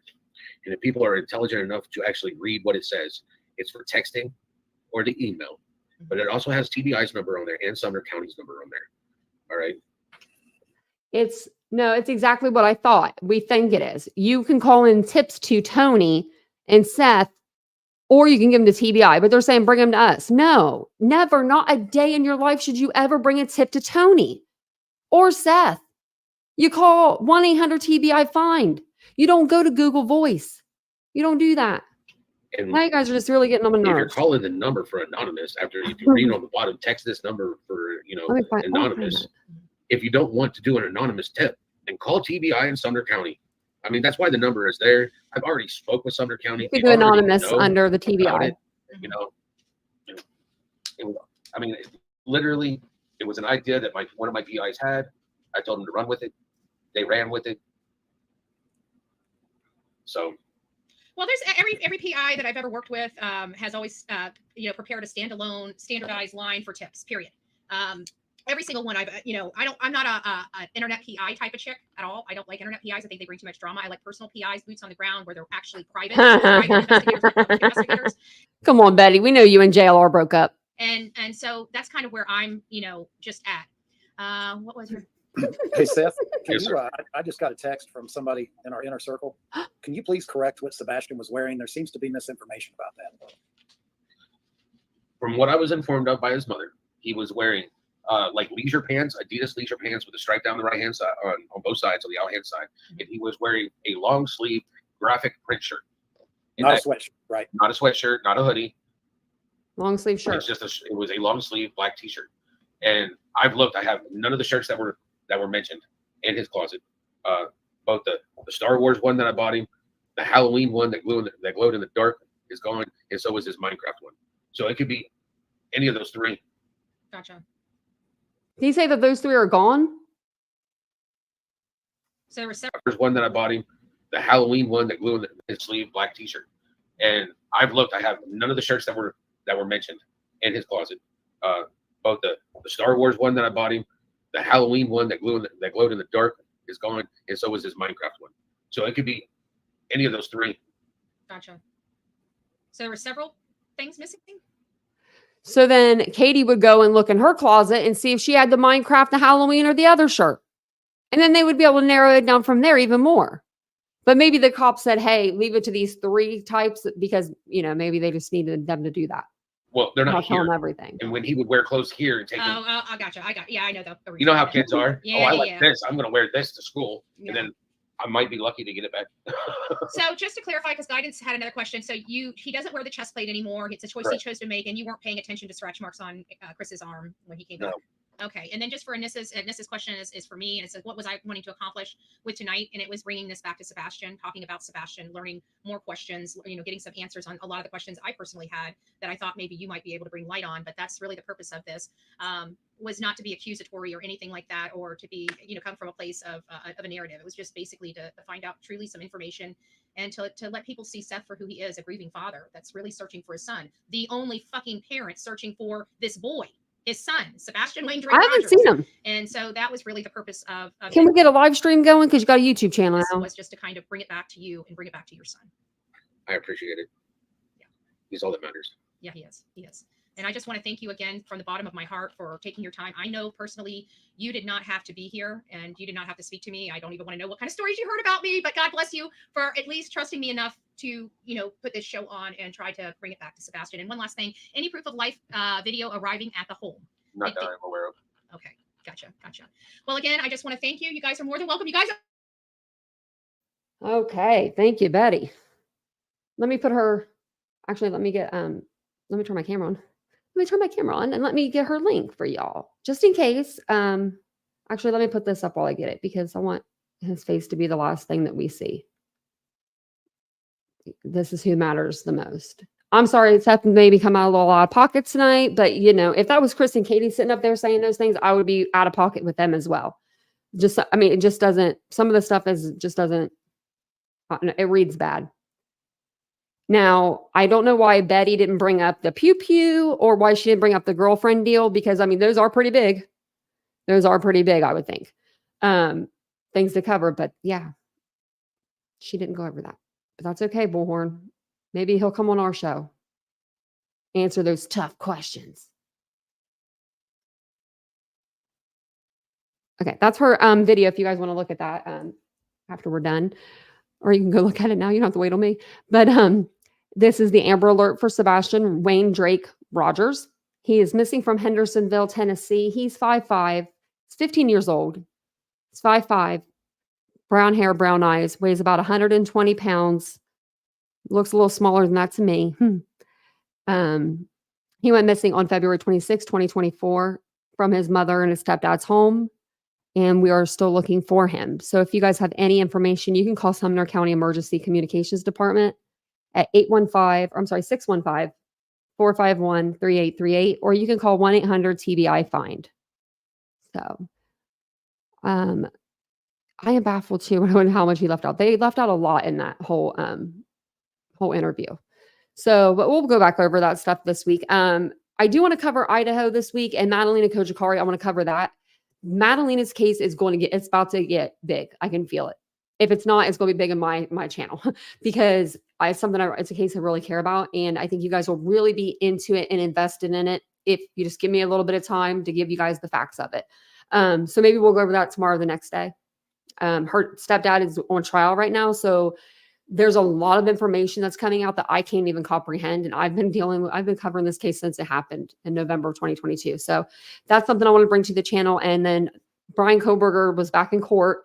It was a 3.5-hour proceeding. It was it today? Yesterday. Today or yesterday. I can't remember now, but I posted something on the community page about it. I'm not going to stream the whole 3.5 hours because that's just going to be boring for us. So I'm going to try to find clips of the best parts to share with you guys. But thank you guys for being here. Thanks for putting all the little green hearts in the chat. Let me go over to my iPad. I have to do them over here. And we're praying for you, Sebastian. We're praying for you to be safe another night. Come home. It's not as bad as, if you are out there and you're like, it's really bad. I don't want to come home. It's really bad.